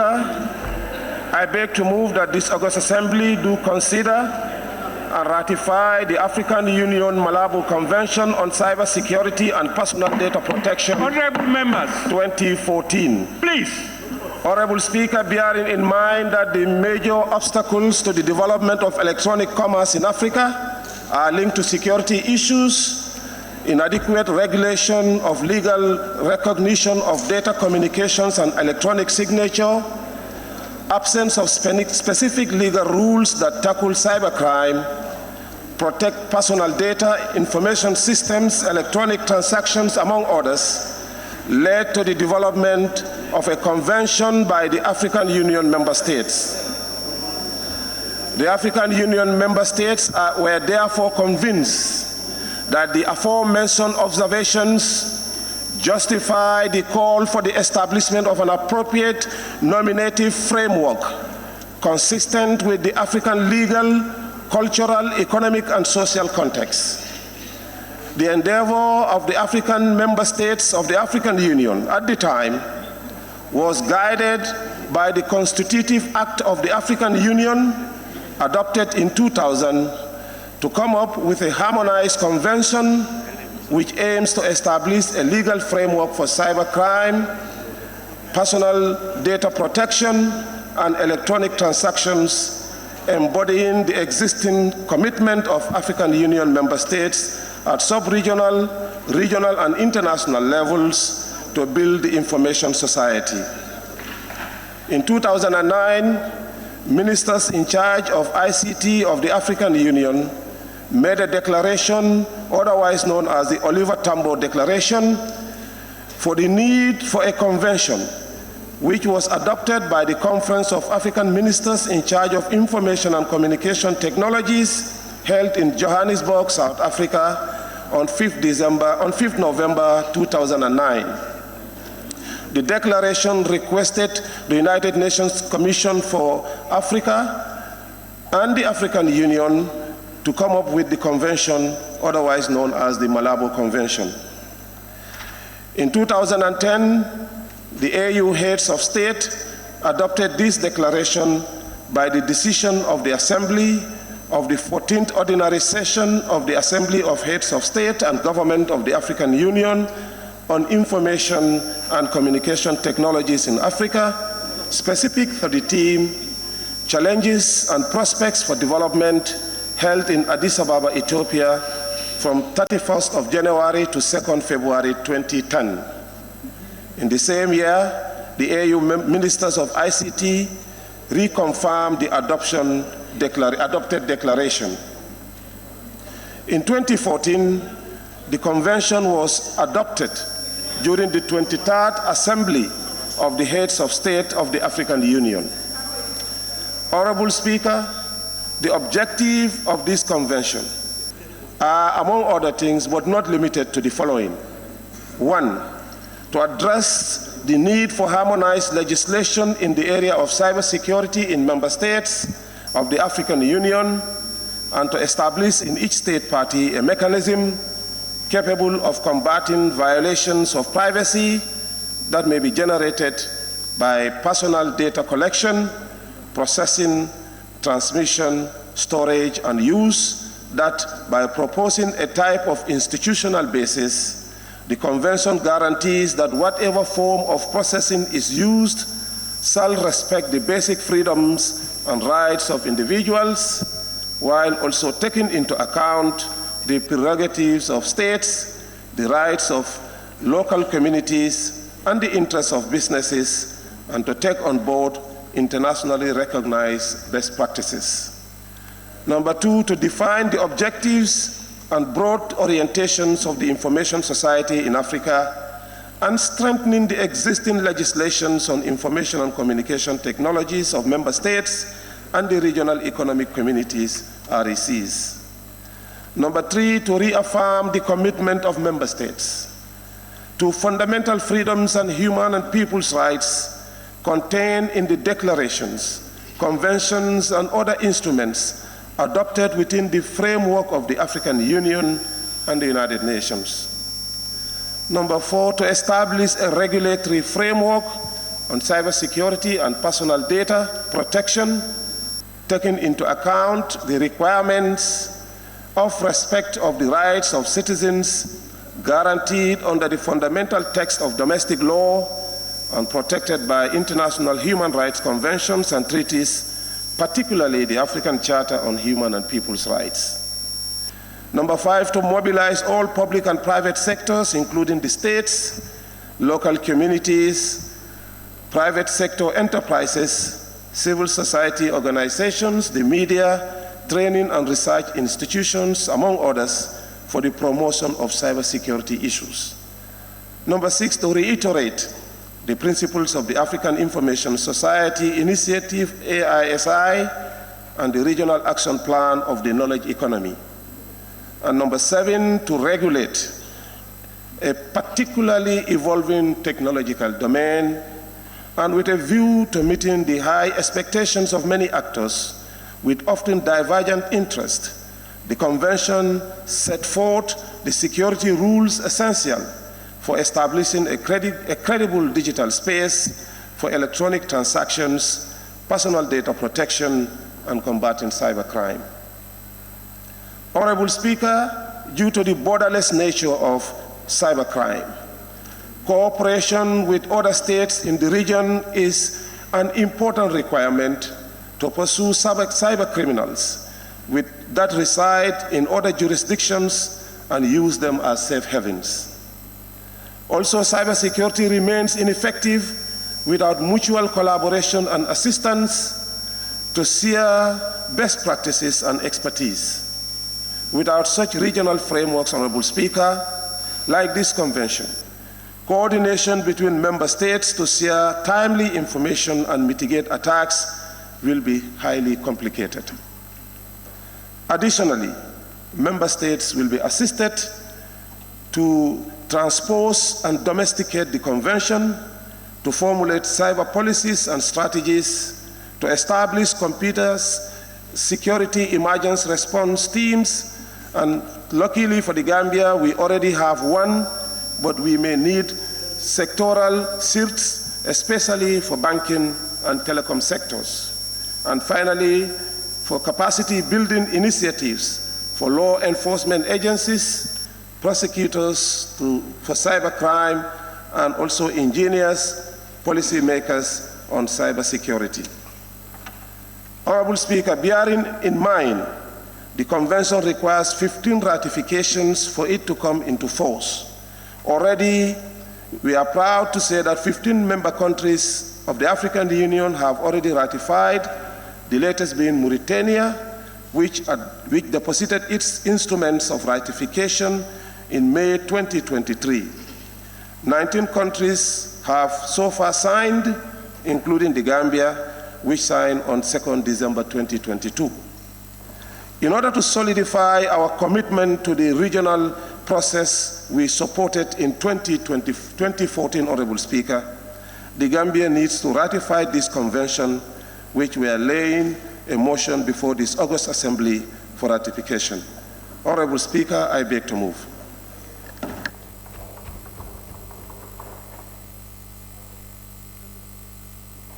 Thank you very much, Honorable Minister. Honorable members, any seconder to the motion? Honorable Member for Upper Salem. Thank you very much, Honorable Speaker, and thank you very much, Honorable Minister, for bringing this very important ratification in this Parliament here. Honorable Speaker, I think this is one of the conventions that the African Union actually has been pushing in for ratification for a very long time. And the Pan-African Parliament took it upon themselves to ensure that was done. Honorable Member for Sani Mentoring, may you say? No. Honorable Speaker, motion on 53K, a motion agreed by the Speaker to be a matter of urgency. Pardon? Motion on 53K, a motion agreed by the Speaker to be on matter of urgency. Honorable Speaker, we just got this document in hand today, so I think it would be fair for members to go home with it and then go through the document, at least to give it a fair consideration. Thank you.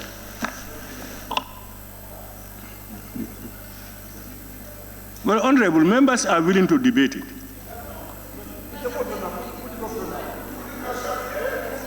But I mean, it's not a motion. She has not put a motion. You are just, you first know whether.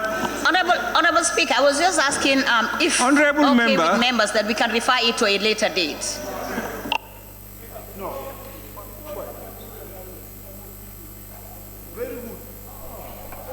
I have to make a determination. That's why your first talk is not you are not moving a motion.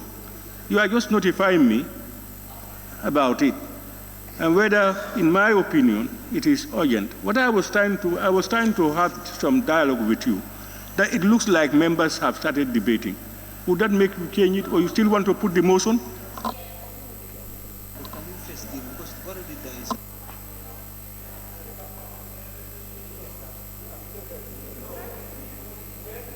Honorable member, just, there is already a motion on, and the motion is just being seconded. So that motion has to be seconded before another motion can come up. When we reach the stage, you come up. Yes, honorable member for Kantora. That's the procedure I want her to observe. That I'm telling her to observe the procedure. This is not a bill, it's a motion that we agree to debate. So referring to a committee again, or we're asking her to more time to read again, it will waste time. Members, I think what we are doing now is, the motion has been moved. And unless now an honorable member for Upper Salem is seconding the motion, can we allow him to continue to second the motion? Honorable member for Upper Salem. Thank you very much, Honorable Speaker. Honorable Speaker, I rise to second the motion and also to speak on the motion. Honorable Speaker. And Sorry. no, I can do the same thing. When you call the question, then you can do another motion. Honorable member for, is this Chame? Yes. Yes. Thank you very much, Honorable Speaker, for giving me the floor. This document is deposited in our picking hall. But when I went there, I could not see this in my picking hall. And I informed the table office about it, and I'm still down here, I don't have the copy. Before we started, I told them. You have a copy of the African Union Convention on Cybersecurity. Pardon? You don't have a copy, Honorable Member? And where you need it?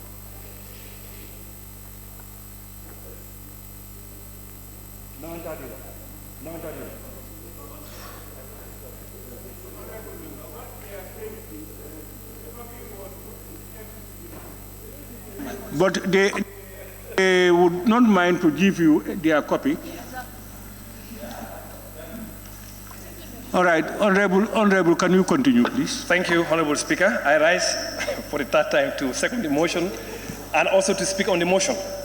Honorable Speaker, we are dealing with a very important framework that can actually help the Gambia to create some legal laws to guide our cyber laws. Honorable Speaker, the Pan-African Parliament, for quite a long time, they've been trying to get this thing done. But I must commend the minister in 2022 when we were in Addis. When I spoke to the minister with Honorable Gibba and Honorable Sow about the need for Gambia to sign. And the Honorable Minister at the time told me, what do I need to do? Now, immediately he called the Minister of Foreign Affairs, who directed the ambassador, High Excellency Jainaba Bajany, to go ahead and prepare the groundwork for signature. And this thing was signed within 24 hours. And I must thank the ministry, particularly the Minister of Foreign Affairs and the ambassador in Addis, for their, for their support ensuring that Gambia actually has signed.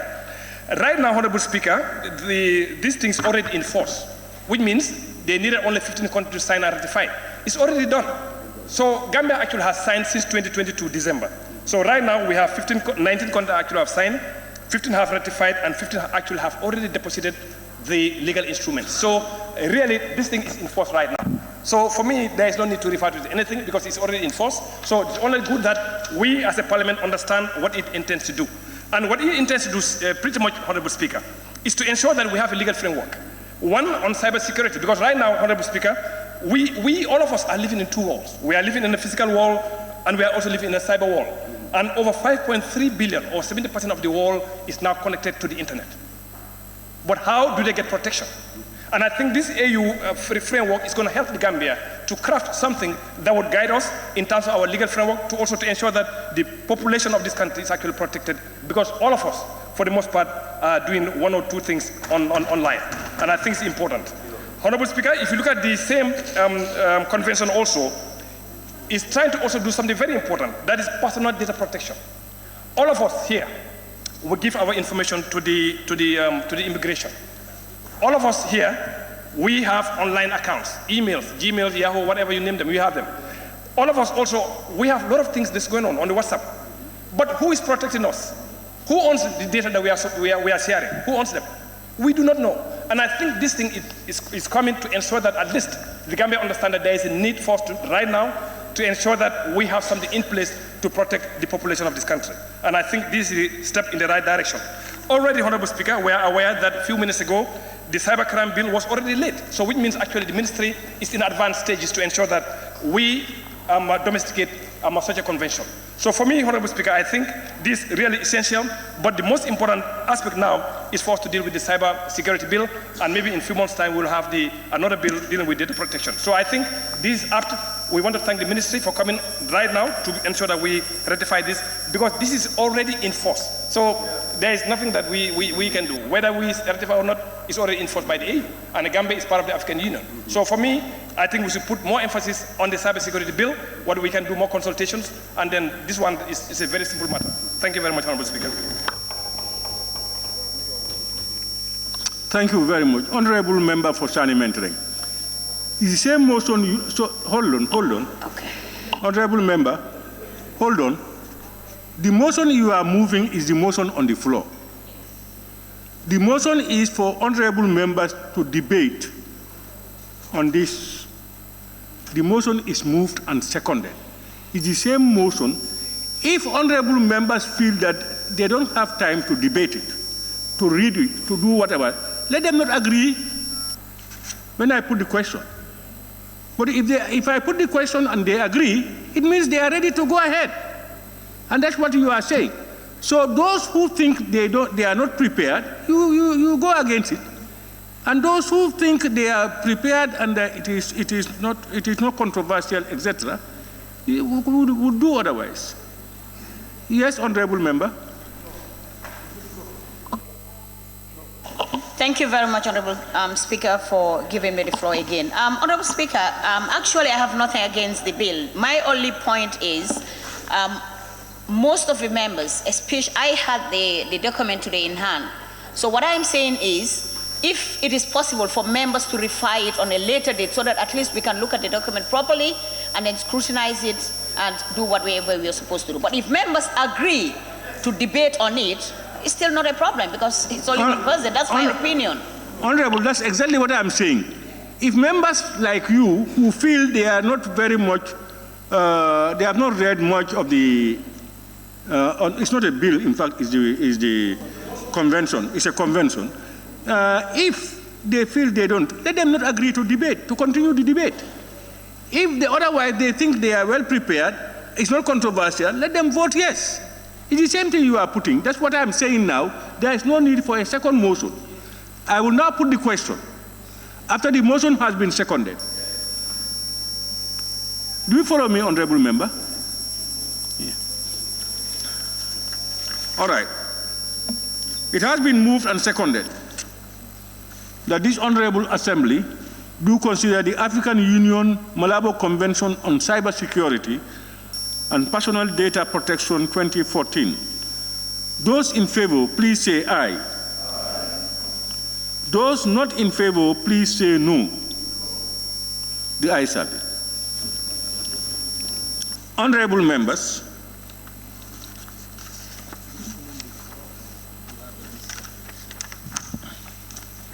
we have a list of those who will want to take the floor, beginning with the honorable member for Woodley East.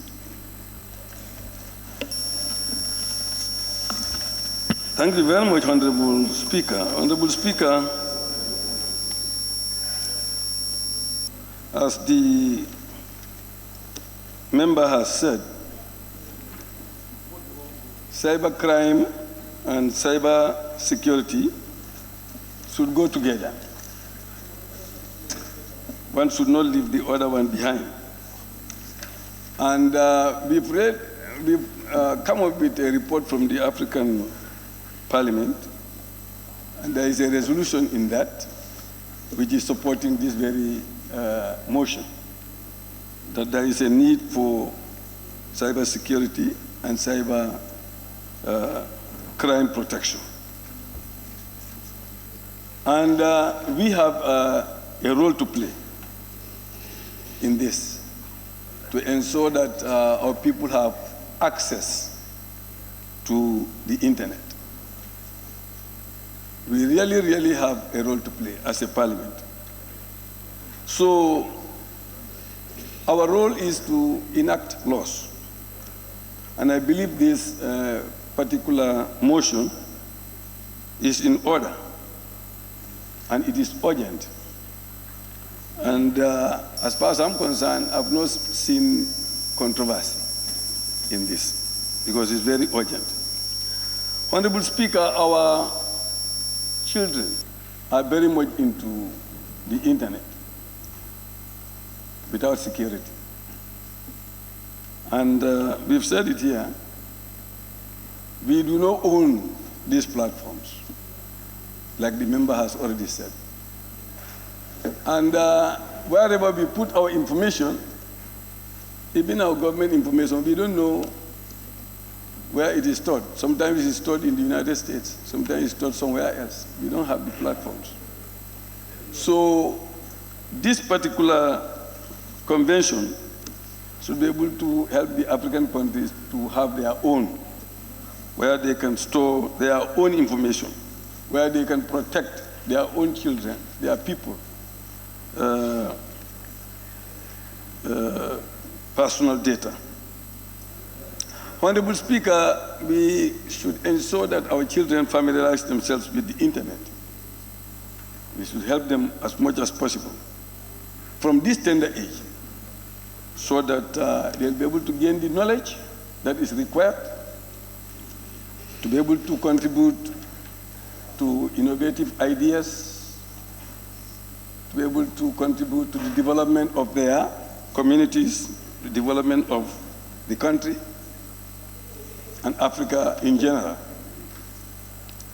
So really, Honorable Speaker, this particular motion is very crucial because we need to audit the computer must be audited to ensure that we have the necessary protection. Honorable Speaker, also, we have the Telecommunication Act. I'm not sure, but I think we should look into the Telecommunication Act to make some amendments to be able to include aspects of internet into communication, into telecommunication. Because it has been here before, but now we are going further into the issue of crime, cyber crime, and security, and therefore that one too needs to be augmented. Honorable Speaker, I believe that this particular House also should think about, I'm not so very, I know there must be a committee responsible of internet issues, but I believe after ratifying these documents, we need to be able to create an internet governance committee that will really look into the business of the internet. Because really, like I said, Parliament has a role to play in addressing cybercrime. So we must take it very, very seriously. Right now, you have many people complaining about that internet or access to internet is expensive and all this. And we are not taking much attention to that. But I believe with this, we should be able to monitor the situation very well to ensure that things move the way they should.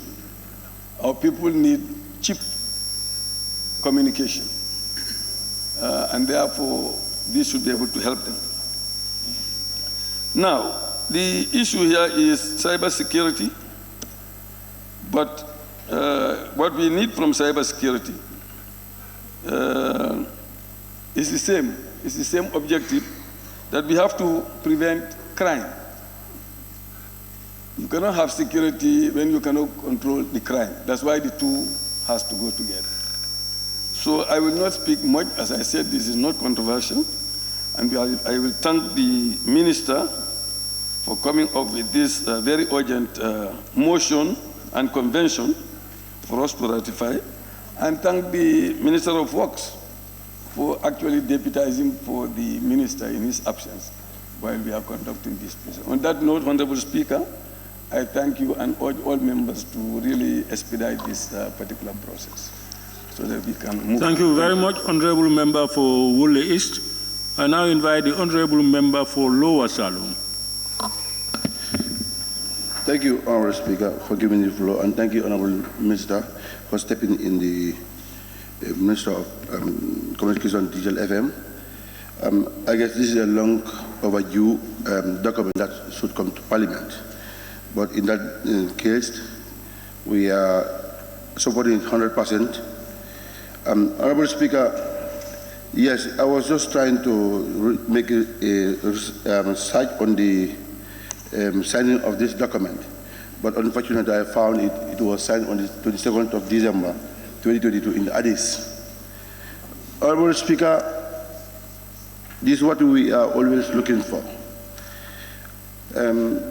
It's a document that is will help us, the society, the government and personal protections itself. Honorable Speaker, if you have seen Article 2 of the document, the scope of application of electronic comments, where they will cease to address the legally authorized gambling, betting, and this lottery that is happening within our society, where most of them are legally, doing it. And Honorable Speaker, this document, it will help us, even the government itself. The member for Woolley said the accountability, and because all computers should be audited, where Article 6 of the document written in electronic forms. If you permit me, among the methods of the implementation of the fulfilling this purpose of the invoice of ensuring the function have been met, establishing management control and creating reliable audit trials between the invoice and the supplier of goods and services.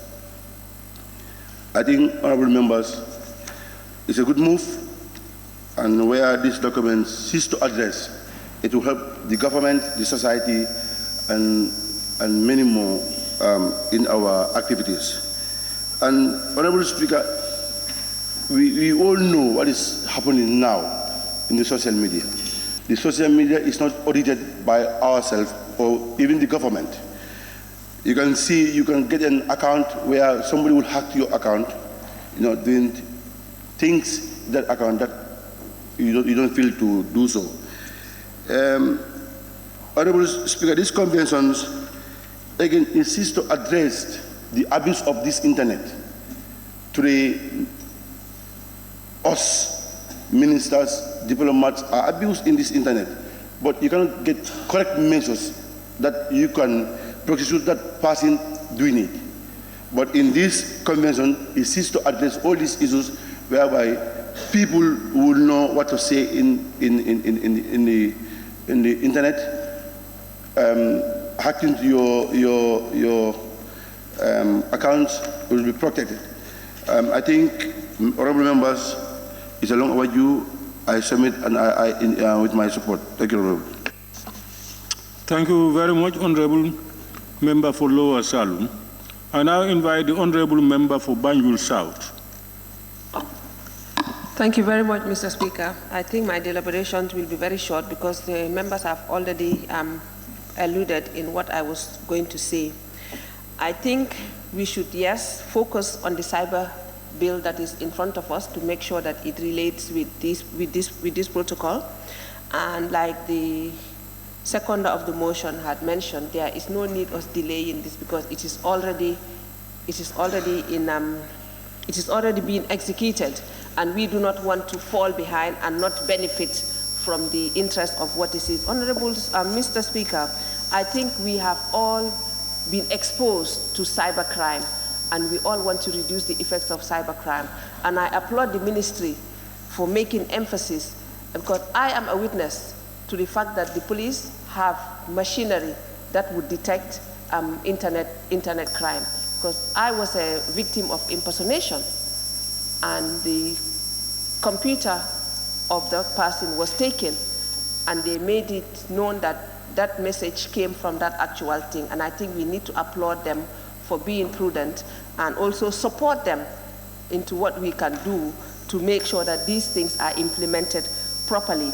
And I also agree that we need to integrate Internet Governance Committee in the ICT committee as well to make more emphasis on how we regulate this. And if I may also add, to expedite this process, if our procedures allow, I think we should just go ahead and ratify these things today if possible. Thank you.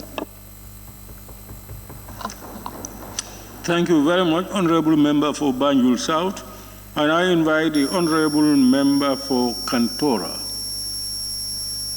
Well, thank you, Honorable Speaker, for giving me the floor. I think all has been said, and the motion received an overwhelming support, knowing fully the fact that this is really affecting us and is long overdue. and knowing fully about the effects or the absence of regulation and instrument in terms of intellectual property rights. We have so many people that really toy to make sure that they do publication or they do certain products. By the end of the day, it's not protected, and some can forge it and make gains out of it. And we've seen how democracy, in every democracy, the use of internet and the abuse of internet, is really on the high side.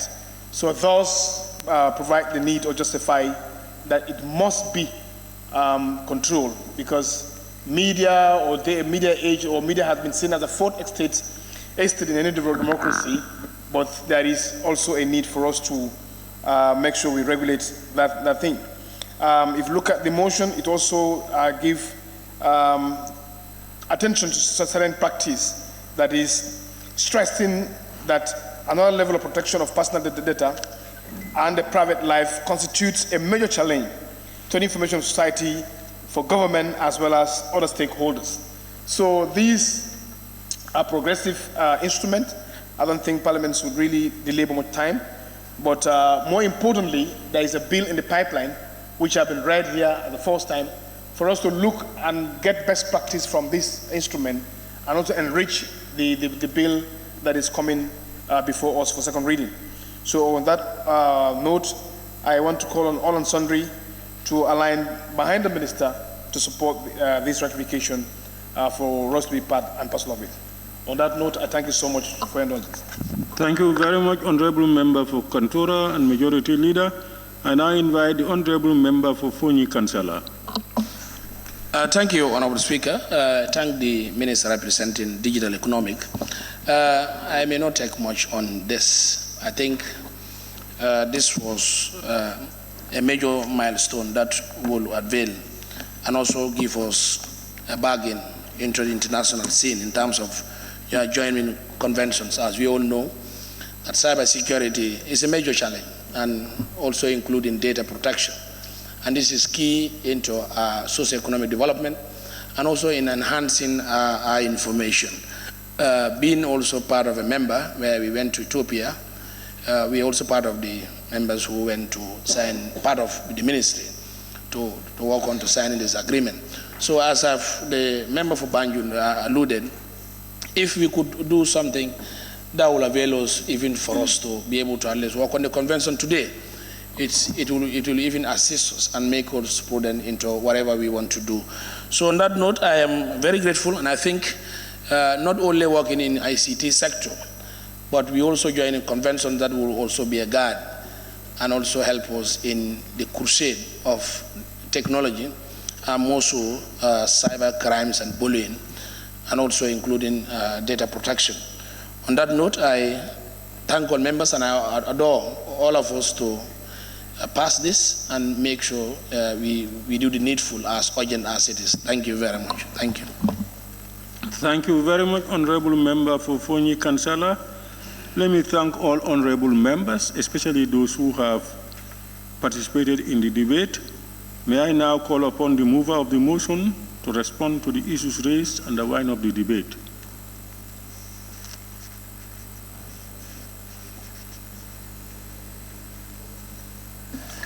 Thank you, Honorable Speaker. Since all the speakers have not raised any major issue about the bill, I want to take this opportunity to thank each and every member of the National Assembly, severally and individually, for the support of this bill. It's very important, as they said, it's also critical to our overall national development, but also security. As you know, even I can see that the National Assembly is also upgrading its communication through digital means or computer-aided means. So it is likely that you have a system here that uses new technologies to get, to the information to the people. That security information system need to be protected. That's what this bill will do. If your computer systems are compromised in any way, this bill, once it becomes law, should be there to protect and to facilitate any support by the security forces or cyber experts to help you recover your data, but also follow and pursue the people who might have compromised your computer systems.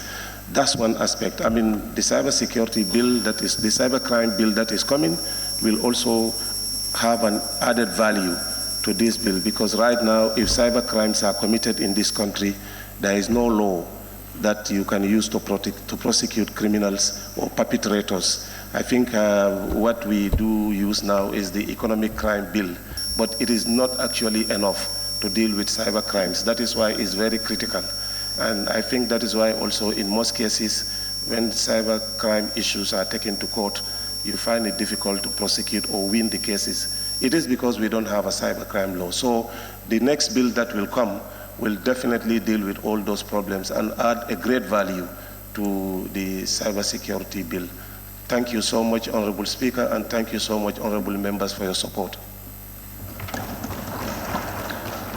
Thank you very much, Honorable Minister, for ably stepping in for the Honorable Minister for Communication and Digital Economy, and for ably addressing concerns raised by honorable members.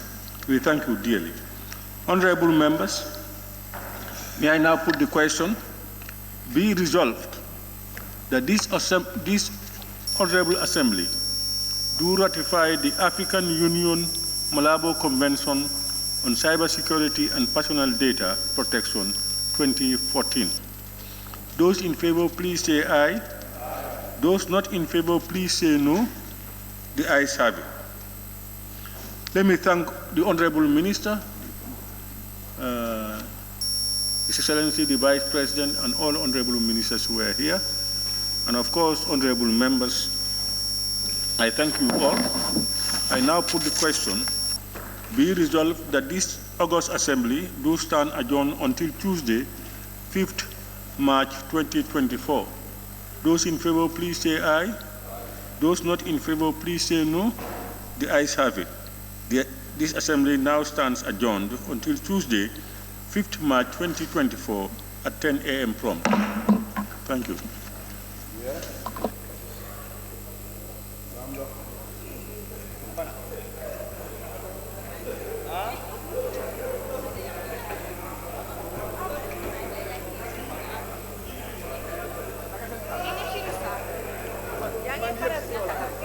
Wow, masih kau, masih kau, masih